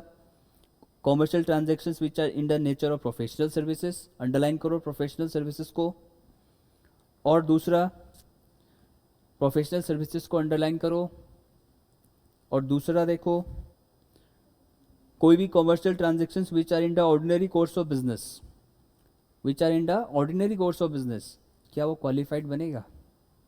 क्या वो ऑडिटर के लिए क्वालिफाइड बनेगा? क्या अगर नॉर्मल बिजनेस ट्रांजेक्शन ऑडिटर कर रहा है, अगर नॉर्मल बिजनेस ट्रांजेक्शन अगर ऑडिटर में कोई है तो करो, ये दो अगर दिखे, अगर ये दिखे प्रोफेशनल सर्विसेज दिखे या फिर ऑर्डिनरी कोर्स ऑफ बिजनेस का कुछ दिखे, क्या ये क्वालिफाइड होगा?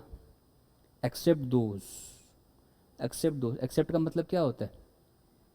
एक्सेप्ट का मतलब क्या होता है? आएगा या नहीं आएगा? नहीं आएगा। आएगा या नहीं आएगा? नहीं आएगा। समझ में आया? वो नहीं आएगा, ठीक है, वो नहीं आएगा। तो ये दो पॉइंट आपको याद रखना है। कौन सा? प्रोफेशनल सर्विस, अगर बिजनेस कॉमर्शियल ट्रांजेक्शन दिखे तो दो बात छोड़ देना, एक बिजनेस सर्विस मतलब प्रोफेशनल सर्विस, और दूसरा ऑर्डिनरी कोर्स ऑफ बिजनेस, ठीक है, ordinary course of business. Next point लिखो, नेक्स्ट पॉइंट लिखो। इसमें तो ज़्यादातर क्वेश्चन जो होता है ना, ये डेप्ट वाला पूछता है, उसके बाद में गारंटी वाला पूछता है, ये इससे इतना तो पूछता नहीं अभी तक, तो अभी आज तक तो आया नहीं है, लेकिन आगे का हमको पता नहीं, आ सकता है।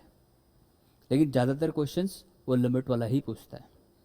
मेरे पास 5 लाख है, ऑडिटर बनाऊं, मेरे पास 10 लाख है, ऑडिटर बनाऊं, इस टाइप का क्वेश्चन पूछता है, ठीक है। उसके बाद लिखो, a person whose relative is a director, ये रिश्तेदार बड़े खतरनाक है। A person whose relative is a director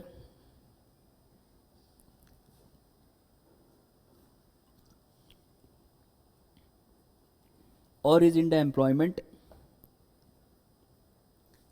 employment of a company as a director or key managerial person, और की मैनेजरियल पर्सन। अच्छा, की मैनेजरियल पर्सन्स क्या होता है? के एम पीस। की मैनेजरियल पर्सन्स क्या होता है? की मैनेजरियल पर्सन्स, के एम पी वर्ड सुना होगा, लॉ में सुना होगा आपने। के एम पीस क्या होता है? के एम पीस थोड़ा ज्ञान लेके सर जाओ। एक इम्पोर्टेंट पर्सन होता है, ये ओए एक कंपनी का माई, एक इम्पोर्टेंट पर्सन होता है जो टॉप मैनेजमेंट में आता है। इंपॉर्टेंट पर्सन्स होता है। के एम पीस कौन होता है? इंपॉर्टेंट मतलब पर्सन। एक मैनेजमेंट का पार्ट होता है, वो एक मैनेजमेंट मैनेजमेंट का पार्ट होता है। कहाँ से सीखा बच्चा आपने? यस। सर वो तो कॉलेज में पढ़ाते थे सर। सुनो, सीख के जाओ। अगर आज पूछे मम्मी पापा क्या पढ़ के आया, बोलना के एम पी पढ़ के आया, की मैनेजरियल पर्सनल्स। देखो ऐसा याद रखो, ये वो बंदा होता है, ये वो बंदा होता है जो कंपनी अपॉइंट करता है। किसको? कौन कौन हो सकता है इसमें? एक होता है मैनेजिंग डायरेक्टर, एक होता है मैनेजर, ठीक है, एक होता है सीईओ, एक होता है सीएफओ, एक होता है कंपनी सेक्रेटरी, ठीक है, और एक होता है सीएमडी, ठीक है। जहाँ पे ये बंदे होते हैं, जहाँ पे ये बंदे होते हैं ना, उनको की मैनेजरियल पर्सनल बोला जाता है। की मैनेजरियल पर्सन मतलब जो कंपनी को क्या करता है, चलाता है। Employed persons, employed person. आज तक बच्चा का ये कंसेप्ट क्लियर नहीं है के एम पीज होता क्या है। दे डोंट नो इवन कि हु आर के एम पीज। के एम पीज क्या भला है? के एम पी मतलब वो कंपनी, की मैनेजरियल पर्सन्स मतलब क्या? दे आर स्पेसिफिक पर्सन्स, उसने सही बोला। दीज आर स्पेसिफिक पर्सन्स जो कंपनी अपॉइंट करती है, ये एम्प्लॉयज होते हैं। इन शॉर्ट ये एम्प्लॉयज ही तो है ना, एम्प्लॉयज ही है ना ये, ठीक है। ये स्पेसिफिक एम्प्लॉयज हैं जो एडमिनिस्ट्रेट करते हैं, एडमिनिस्ट्रेशन चलाते हैं। के एम पीज। अब आपका बिजनेस है, आपके बिजनेस में चार बंदे हैं, चारों बंदे अलग अलग काम कर रहे हैं, तो आप क्या बोलोगे उनको? के एम पीज बोलोगे ना, भाई मेरे की मैनेजरियल पर्सन हैं। की मैनेजरियल पर्सन, की का मतलब क्या? स्पेसिफिक, स्पेसिफिक बंदे हैं मेरे, मैंने एम्प्लॉय कर रखे हैं। तो के एम पीज में C M D, M D, manager, CEO, CFO और सीएस। सीएस अगर एम्प्लॉय करके रखा है तो आता है। सीएस भी एम्प्लॉय हो गया, अगर कंपनी ने रखा है तो रखता ही। अच्छा, ये जो चीज़ है ना सीएस का बारे में, अगर कोई बोलता है आपको, ये जो सीएस है, सीएस आता है जब कंपनी का paid up share capital 10 crore से ज़्यादा हो, तो एम्प्लॉय इसमें की एमपीज में आएगा। जनरली ये नहीं आता। अगर एम्प्लॉय किया है तो आएगा, नहीं तो नहीं आएगा। इसमें लिमिट है 10 करोड़ से ज़्यादा है तो ही आएगा, नहीं तो नहीं आएगा। जनरल जी ऐसा भी होता है, CEO, CFO, CMD, cashier, banker, जो भी एम्प्लॉयज़ है वो की मैनेजरियल पर्सन्स होते हैं। ये वर्ड लॉ में पढ़ोगे आप, की मैनेजरियल पर्सन्स, ठीक है। अच्छा, कौन सा पॉइंट लिखा है मैंने अभी? अच्छा, ए पर्सन हु इज रिलेटिव, ये रिश्तेदार। क्या करूँ इनका? एक गाना है ना रिश्तेदार अपना, एक गाना है ना पंजाबी, सुना है? पंजाबी गाना एक सुना है आप लोगों ने? सुनाऊंगा, रुको। रिलेटिव मेरे हिसाब से तो अलग डेफिनेशन है। For me it is they are exceptional cases who comes heaven fire and go. I'm speaking in public domain, sorry for that, but this is the real truth, all knows। Sharma ji का बेटा audit में 80 number लेके आया, आपका 50 क्यों? बस भड़का दो। I am saying the fact, don't take it wisely और माइंड में मत लें, लेकिन कुछ हद तक ऑल फेस। मेरी बुआ का बेटा इंजीनियर बन गया, आपका बेटा अभी तक सीए नहीं बना। मेरे साथ स्पेसिफिकली हो रहा है, पब्लिकली बोल रहा हूँ यार, झूठ क्या बोलना, जो है सो है। मेरा बेटा 25 लैक्स पैकेज, आपका बेटा पैकेज कितना? भाई पैकेज ही नहीं चलता है यहाँ पे। वो क्या होता है? रिलेटिव्स। तो रिलेटिव्स अगर सिक्योरिटी होल्ड कर रही है या रिलेटिव्स का कोई इंटरेस्ट है, ऑडिटर का भी तो रिश्तेदार होगा कहीं, चाचा मामा बुआ, जो भी हो रिश्तेदार होगा। तो जहीं भी जहाँ भी ये वर्ड रिश्तेदार दिखे ना, समझ लो डिस्क्वालिफाइड है। रियलिटी में डिस्क्वालिफाइड हुआ है कि नहीं बताओ? रियलिटी में डिस्क्वालिफाइड हुआ है कि नहीं बताओ? अब मैं कंपनी का ऑडिटर हूँ, अबे भाई मेरे रिश्तेदार को उसमें क्या पैर फंसाना है यार तुमको? पता चला अबे तेरे रिश्तेदार ने तो शेयर खरीद रखे हैं यार, तेरे रिश्तेदार ने शेयर खरीद, तू कैसे ऑडिटर बनेगा यार? आ गया ना, बेचारे को दो चार पैसा कमाना था, रिश्तेदार आ गए, लात मार दी। भाई तू उस कंपनी का क्या इंटरेस्ट था तेरे को?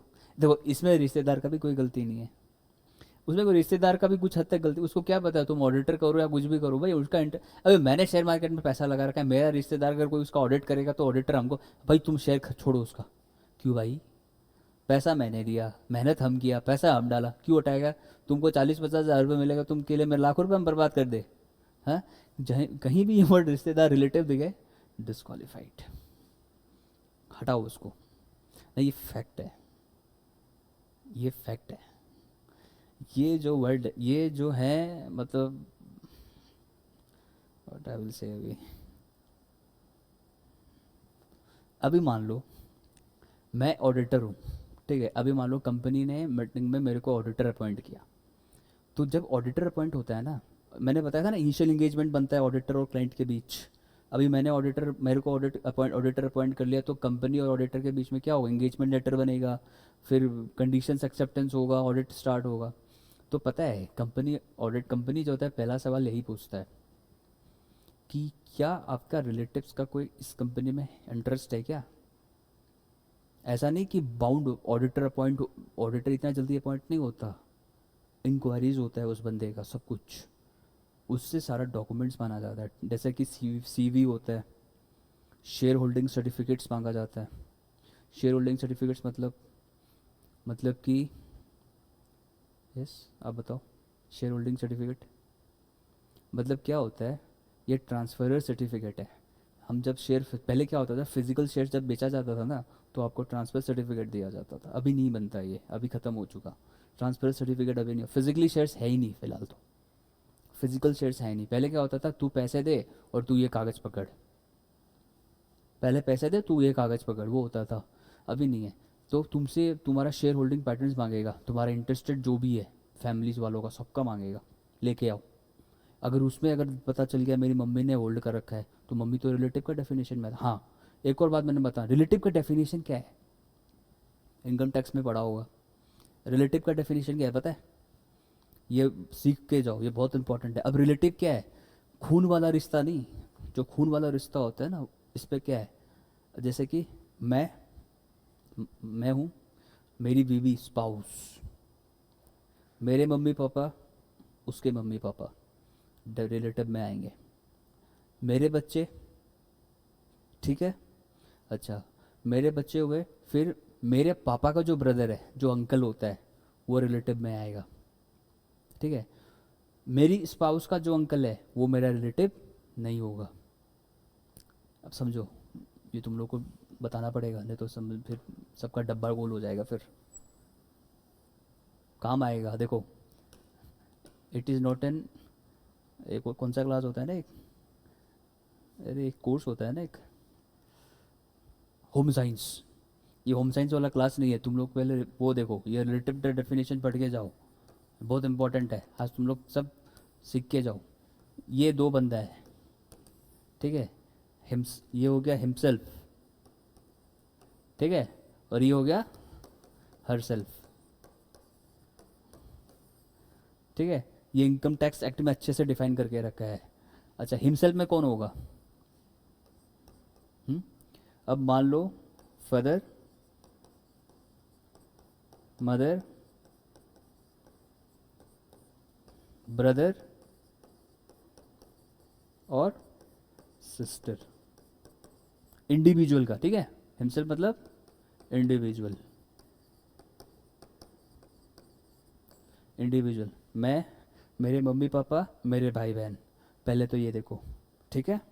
अच्छा, हर सेल्फ में कौन होगा? हर सेल्फ में उसके फादर, मदर, उसका ब्रदर और सिस्टर, ठीक है। अच्छा, उसके बाद में अगर मेरा अगर किड्स हुआ, मतलब इंडिविजुअल का किड्स हुआ, तो इंडिविजुअल का किड्स तो इसका भी तो होगा, इंडिविजुअल का बच्चा होगा तो इसी का भी तो होगा। तो ये जो होगी स्पाउस जो होगा वो इसके रिलेटिव में काउंट होगा, इसके रिलेटिव में काउंट नहीं होगा, इससे मतलब नहीं है। ये जो स्पाउस है, अगर वी थिंक अबाउट ब्लड, हम लोग ब्लड रिलेशन से नहीं मानते, हम लोग ब्लड रिलेशन का डेफिनेशन इनकम टैक्स में शायद नहीं है ना, ब्लड रिलेशन डिफाइन नहीं है ना इनकम टैक्स साइड में, हम भूल चुका है, लेकिन हमको क्लियर कर देना। लेकिन इसका ये जो होगा ये इसका पार्ट माना जाएगा। इसका रिश्तेदार लिमिट कहाँ तक है, इतना इतने तक है। इसका जो भाई होगा वो इससे मतलब इसके रिलेटिव में काउंट नहीं होगा, वो इसके पापा के रिलेटिव में काउंट होगा, ठीक है। अभी मेरे मम्मी का मेरा जो मामा है, मेरा मामा हो, क्या वो मेरा रिश्तेदार बनेगा? वो तो इनके परिवार में होगा ना, वो तो इनके परिवार में आएगा। तो मेरे रिलेटिव में मैं, अब मेरे पापा के भाई वो रिलेटिव होगा, वो मेरा रिश्तेदार बनेगा। अब मेरा वाइफ का जो चाचा है वो मेरा रिलेटिव में नहीं आएगा, इसका रिलेटिव मेरा रिलेटिव में नहीं आएगा, मेरा इसका रिलेटिव सिर्फ 4 ही आएगा, सिर्फ 4 ही आएगा। इसका चाचा नाना जो भी है, मैटरनल अंकल, इसका परदादा परदादा परदादा, अबे तेरे परदादा तेरे को मुबारक, तुमको जानो। हाँ, मेरा जो अगर एंसिस्टर्स है, मेरा जो एंसिस्टर्स है वो मेरा रिलेटिव में काउंट होगा। एंसिस्टर्स है ना, आई थिंक वो इनकम फ्रॉम अदर सोर्सेज वाला डेफिनेशन में डिफाइन है ये। इनकम फ्रॉम अदर सोर्सेज एक चैप्टर है इनकम टैक्स में, वहाँ पे रिलेटिव का अच्छा डेफिनेशन दे के रखा है, याद रखना, कंफ्यूज नहीं होना है, ये फाइनल तक तुम लोग को याद रखना है। कि अब अगर मैं पूछता हूँ मेरी वाइफ के भाई का साला, मेरी वाइफ के भाई का जो ब्रदर इन लॉ है, मेरा वाइफ है उसका भाई, उसका ब्रदर इन लॉ, क्या मेरा रिलेटिव बनेगा क्या वो? अबे 7 समंदर पार है यार तुम, कैसे रिलेटिव होगा? हाँ, अगर मेरा ब्रदर इन लॉ है, अगर मेरी वाइफ का भाई है, तो वो रिलेटिव में काउंट होगा, तो वो रिलेटिव में काउंट होगा। अभी मान लो मेरी वाइफ का नाना से हमको कोई गिफ्ट मिला, मेरा वाइफ का नाना से हमको थोड़ा गिफ्ट मिला, क्या वो रिलेटिव माना जाएगा? मेरी वाइफ का नाना से हमको गिफ्ट मिला, क्या वो रिलेटिव माना जाएगा? नहीं। मेरे फादर इन लॉ से मेरे को गिफ्ट मिला, क्या रिलेटिव माना जाएगा? माना जाएगा। मेरे को ब्रदर इन लॉ से मेरे को गिफ्ट मिला, क्या वो माना जाएगा? माना जाएगा, ठीक है। तो ये सब चीज़ एक बार ध्यान रखना, ओके। अच्छा, उसके बाद लिखो a person who is full time employed, who is full time employed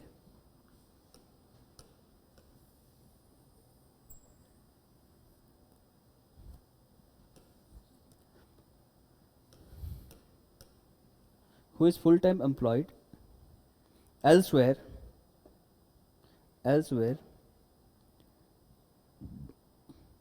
or a person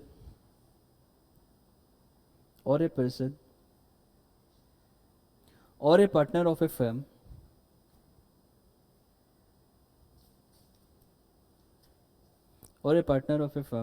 holding appointment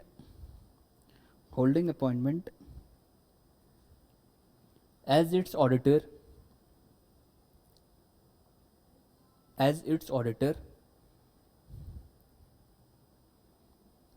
if such persons or partner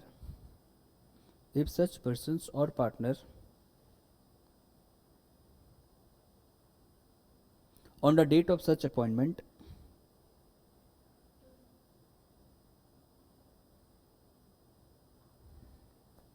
or reappointment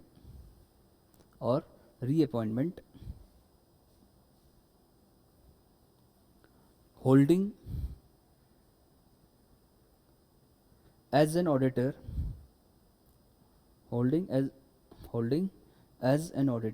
of more than 20 companies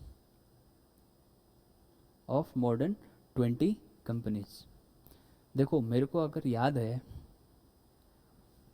companies act में ऐसा कुछ provision था क्या?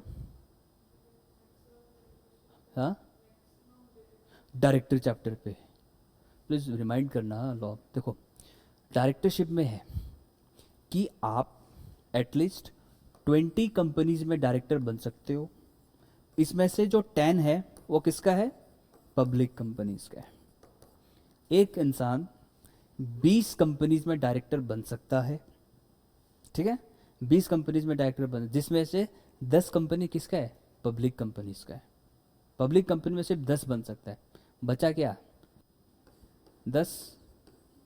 बात कहने का मतलब तो यही है कि एक आदमी 10 कंपनी में, प्राइवेट कंपनी में डायरेक्टर बन सकता है और 10 किस में बन सकता है? पब्लिक कंपनीज में। अच्छा मेरे को एक बात बताओ, क्या ये लिमिट बढ़ सकती है क्या? क्या ये लिमिट बढ़ सकती है क्या? बताओ, क्या लिमिट बढ़ सकती है क्या? मैक्सिमम लिमिट 20, लेकिन ऐसे ये लिमिट बढ़ सकती है क्या? एक्सेप्शनल केस है, अगर वोट कास्ट फेवर को, या वोट फेवरिंग जो है वोट कास्ट को एक्सीड करता है ना, अगर आपने कुछ प्रपोजल रखा है या रेजोल्यूशन रखा है, अगर रेजोल्यूशन रखा है और उस रेजोल्यूशन में तुम्हारा वोट फेवरिंग अगेंस्ट को क्रॉस कर गया, तो हम लोग उसको बढ़ा सकते हैं, लेकिन हम लोग ऐसे नहीं बढ़ा सकते, नहीं बढ़ा सकते बिल्कुल भी। तमाचा पड़ेगा कंपनीज एक्ट में, सीधा बोला है, you will get an slap. भाई तुम 20 कंपनी का डायरेक्टर एटलीस्ट होल्ड कर रहा है, तो तुमको और कैसे लिमिट बढ़ाना है? एक्सेप्शनल है, वेरी रेयर, वो वेरी रेयर है। तो एक पब्लिक कंपनी में कितना डायरेक्टर हो सकता है? 10, और बाकी 10 प्राइवेट कंपनीज में। याद रखना ये बात, लिमिट याद रखना है, समझ में आया? तो वैसे ही ऑडिटर का है, 20 कंपनी से ज़्यादा ऑडिटर नहीं बन सकता, 20 कंपनी से ज़्यादा ऑडिटर नहीं बन सकता, ठीक है। और कितना ऑडिट ले सकता है वो? 60 असाइनमेंट ले सकता है, ठीक है, 60 ऑडिट ले सकता है, और वो 20 कंपनी से ज़्यादा कभी ऑडिटर नहीं बन सकता, ठीक है। Get it? समझा?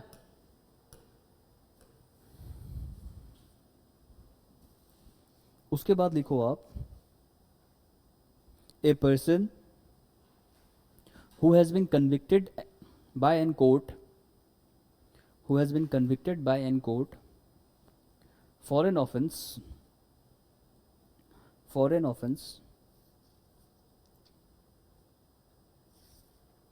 for a period of 10 years, ये 10 years नहीं, एक्चुअल में 7 years होना चाहिए, पता नहीं कौन सा अमेंडमेंट आपके रखा है लोग, फॉर 7 years होना चाहिए, राइट ना, 7 years होना चाहिए, लोग 10 years क्यों छाप के रखा है? For a period of 10 years, direct नहीं, वैसे भी 7 years ही है, डायरेक्टर चैप्टर में 7 है, लेकिन वैसे भी वो 7 ही है। 6 months का इम्प्रिजनमेंट है ना वो मोरल टर्पिट्यूड के लिए, और 7 साल का मेरे हिसाब से उसका है, कोई कन्विक्टेड मतलब बड़ा क्राइम करता है तो 7 साल, 10 years नहीं होना चाहिए। For a period of 10 years has not been elapsed from the date of such sir conviction, has not been क्या बोला आपने? has not been convicted,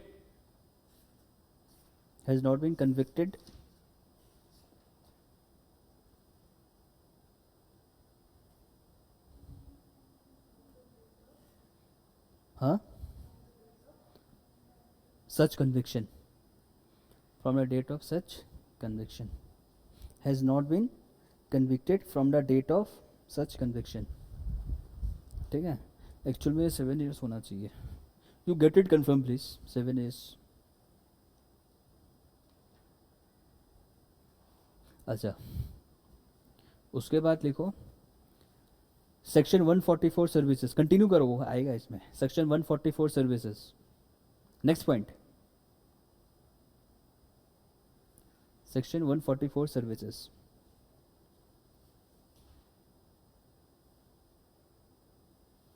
अच्छा अब 144 का सर्विसेज में क्या है? अगर कोई भी ऑडिटर बैंक में काम कर रहा है, इन्वेस्टमेंट सर्विसेज दे रहा है, बुक कीपिंग कर रहा है, इंटरनल ऑडिट कर रहा है, वो ऑडिटर नहीं बनेगा। तो आप लोग एक चार्ट बनाओ, ऐसे लिखो सेक्शन 144, हम एक चार्ट ही बनवा देता है, सेक्शन 144,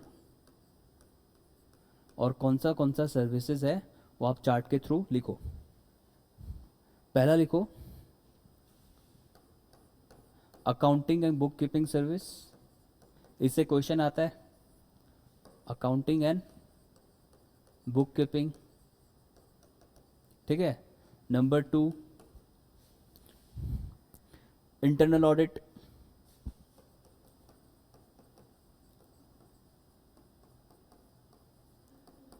नंबर 3 एक्चुरियल सर्विस है, ऑडिटर नहीं बन सकता,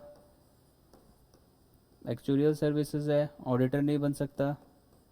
नंबर 4 एक्चुअल सर्विसेज बेटा होता है ये जनरल इंश्योरेंस क्लेम, इंश्योरेंस होता है ना जो फ्यूचर का वैल्यू बताता है, प्रेजेंट वैल्यू। एक कोर्स होता है एक्चुअली, एक्चुअली हर कोई बच्चा क्लियर नहीं करता, मेरे हिसाब से उसमें 9 पेपर्स होता है, और वो तुमको आज मान लो मैंने एक पॉलिसी कराया है, उसका वैल्यू मेरे को 10 साल का वैल्यू बताना है, एग्जैक्ट वैल्यू बताना है कितना होना है। ये फ्यूचरिस्ट मतलब फ्यूचर वैल्यू निकालने वाला कुछ रिलेटेड कोर्स है ये। इसमें मैथ स्ट्रॉन्ग होना चाहिए, मैथ स्ट्रॉन्ग होना चाहिए। इसमें से रेयरली 100 में से 2 बच्चा ही क्वालिफाई करता है एक्चुअल सर्विस। एक्चुअल सर्विस में अगर तुम 9 पेपर में से अगर 4 पेपर भी क्लियर करता है तभी भी तुम्हारा 50 लाख का पैकेज है। तुम्हारा मैथ्स जो है ना बहुत शार्प होना चाहिए। जैसे CFA का नाम सुना है, CFA charter for financial analyst, CPA भी एक कोर्स है, सर्टिफाइड पब्लिक अकाउंटेंट, कनाडा का है, ये फॉरेन कोर्सेज है, उसमें ज़्यादातर एक्चुअली का कोर्स कंटेंट डाल के रखा है। जैसे अपना इंडिया में CMA होता है ना, वैसे ही उसके अलावा भी एक और कोर्स है, CFA charter for financial analyst, CPA certified public accountant. अगर ये तुम लोग क्वालिफाई करते हो तो you can go anywhere in the world to do any job, corporate job. Good course, India में एग्ज़ाम्स होता है, गुड कोर्स। और मेरे हिसाब से फ़ीस भी शायद 4 to 5 लाख का ऐसा है, उससे भी कम हो सकता है, रफ अमाउंट मैंने बताया आपको। इसी में मैक्सिमम बच्चा कर रहा है CPA, लेकिन वैसा वो है यार, लेकिन उसमें मतलब वही बात है। CPA शायद कनाडा का है क्या, कनाडा का है ना, हाँ कनाडा का है, कनाडा का है, तो दे सकते हो, दे सकता है। पहले CMA बन जाओ उसके बाद देगा यार। अभी CPA CSA वो कर ले, ये कर ले, एक ही चीज़ पे फोकस रखो, एक ही चीज़ पे फोकस करो, बनने के बाद जो भी करना है करो, नहीं तो फिर वो नाव जो है ना बैलेंस हो जाएगा और कहीं भी डूब जाएगा। 2 चीज़ कभी मत करना लाइफ में। अभी CA के साथ CS भी कर रहे हैं, अरे भाई एक क्वालिफाई करके दूसरा में जाऊँ।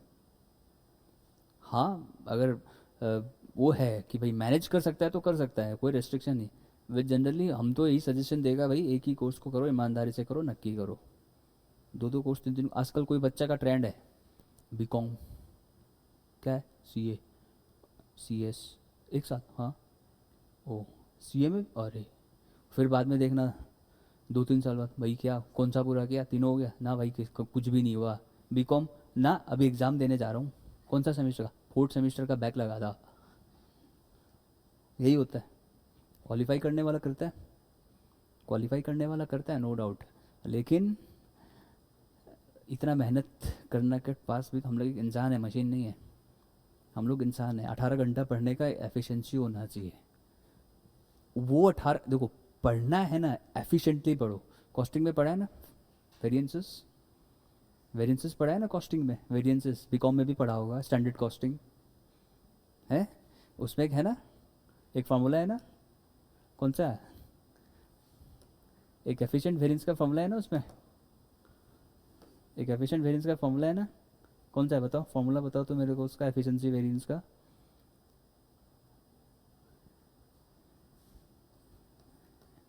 Actual time minus standard time into क्या, क्या बताओ। मेरे को इतना पढ़ना था, मेरे को इतना पढ़ना था, मैंने इतना पढ़ लिया, ये वेरिएंसेस में आएगा। एक्चुअल और स्टैंडर्ड, मैंने इतना पढ़ना था, हाँ तुम टारगेट, मैंने मेरे को पढ़ना था 100 घंटा, पर मैंने प्लान किया 50 घंटा पढ़ूंगा, मैंने पढ़ लिया इतना। ये वेरिएंसेस एनालिसिस होता है, ठीक है। तो हम लोगों को कोई अपना लाइफ के साथ वेरिएंस एनालिसिस नहीं करना, हम लोग को अपना लाइफ के साथ वेरिएंस एनालिसिस नहीं करना कि सामने वाला 2 घंटा पढ़ रहा है तो हम भी 2 घंटा पढ़ेगा, सामने वाला 15 घंटा पढ़ रहा है। कंपैरिजन मत करो कभी भी किसी के साथ, ये बच्चा लोग का बहुत बड़ा प्रॉब्लम है। बच्चा लोग का बहुत बड़ा प्रॉब्लम यार, उसका क्लियर हुआ तो क्या, वो मेहनत किया है, तुम्हारा क्लियर नहीं हुआ, गिवन सेकंड चांस। यस, अभी भगवान ना करे कि आप लोगों के साथ फर्स्ट अटैम्प्ट क्लियर ना हो, इससे इसका सेकंड अटैम्प्ट क्लियर किया, ऐसा नहीं होना कि निराश नहीं होना है, भाई पहले पहले देख लो हम ये किया वो, it's an not an good thing. Try to prepare yourself as motivated speaker, ठीक है। एक अटैम्प्ट में नहीं हुआ कोई बात नहीं, गो फॉर सेकंड, होगा क्यों नहीं होगा, ठीक है। अच्छा, उसके बाद लिखो इन्वेस्टमेंट एडवाइजरी सर्विसेज। अबे रबड़ से कौन लिखता है, इन्वेस्टमेंट एडवाइजरी सर्विसेज।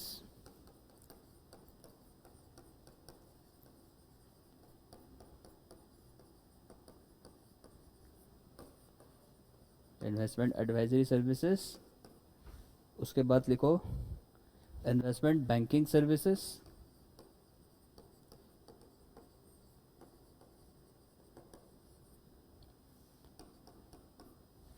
उसके बाद लिखो आप आउटसोर्स फाइनेंशियल सर्विसेज,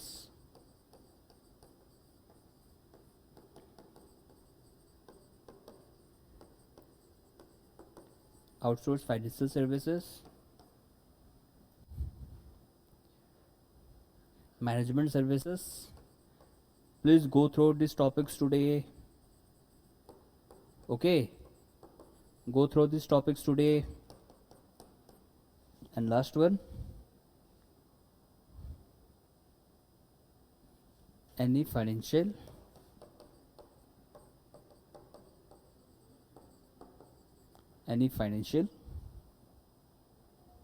information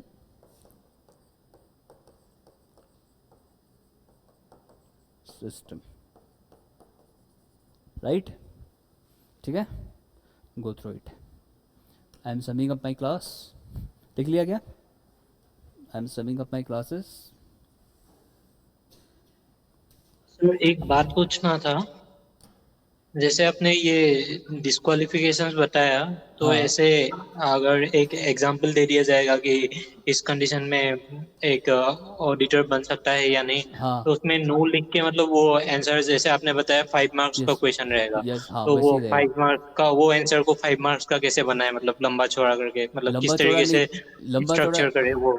उसको तुमको बताना पड़ेगा, वो तुमको बताना पड़ेगा। देखो 5 मार्क्स भी है, 3 मार्क्स भी है, वो डिपेंड करेगा, ठीक है। Hello, yes sir. वो डिपेंड करेगा, ठीक है। तो वो तुमको इतना ही लिखना है। अगर मान लो तुमको बोला कि इंडेप्टेडनेस का बारे में एक पॉइंट पूछ लिया ऑडिटर का, हेलो, यस सर। यस अगर सर। मान लो तुमको इंडेप्टेड के बारे में पूछा, तो इंडेप्टेड में क्या लिखा है कि एक ऑडिटर के पास में अगर इंडेप्टेड है वो, अगर उसके पास कर्जा है तो लिमिट कितना है, 5 लाख का है ना। Yes sir. तो तुमको वही लिखना है कि अगर डायरेक्टर के ऊपर में अगर 5 लाख से ज़्यादा का वो तो वो डिस्क्वालीफाइड है, बस इतना ही लिखना है और कुछ नहीं लिखना हाँ, तुमको। वो तो वो 3 मार्क के अंदर लिख सकते हैं, हाँ, 5 वो मार्क्स में तो और स्पेसिफिक लिखना पॉइंट्स, पड़ेगा ना वो। वो स्पेसिफिक पॉइंट्स लिखना है तुमको, वो बस स्पेसिफिक पॉइंट्स ही लिखना है, ओके सर। ठीक है। ओके।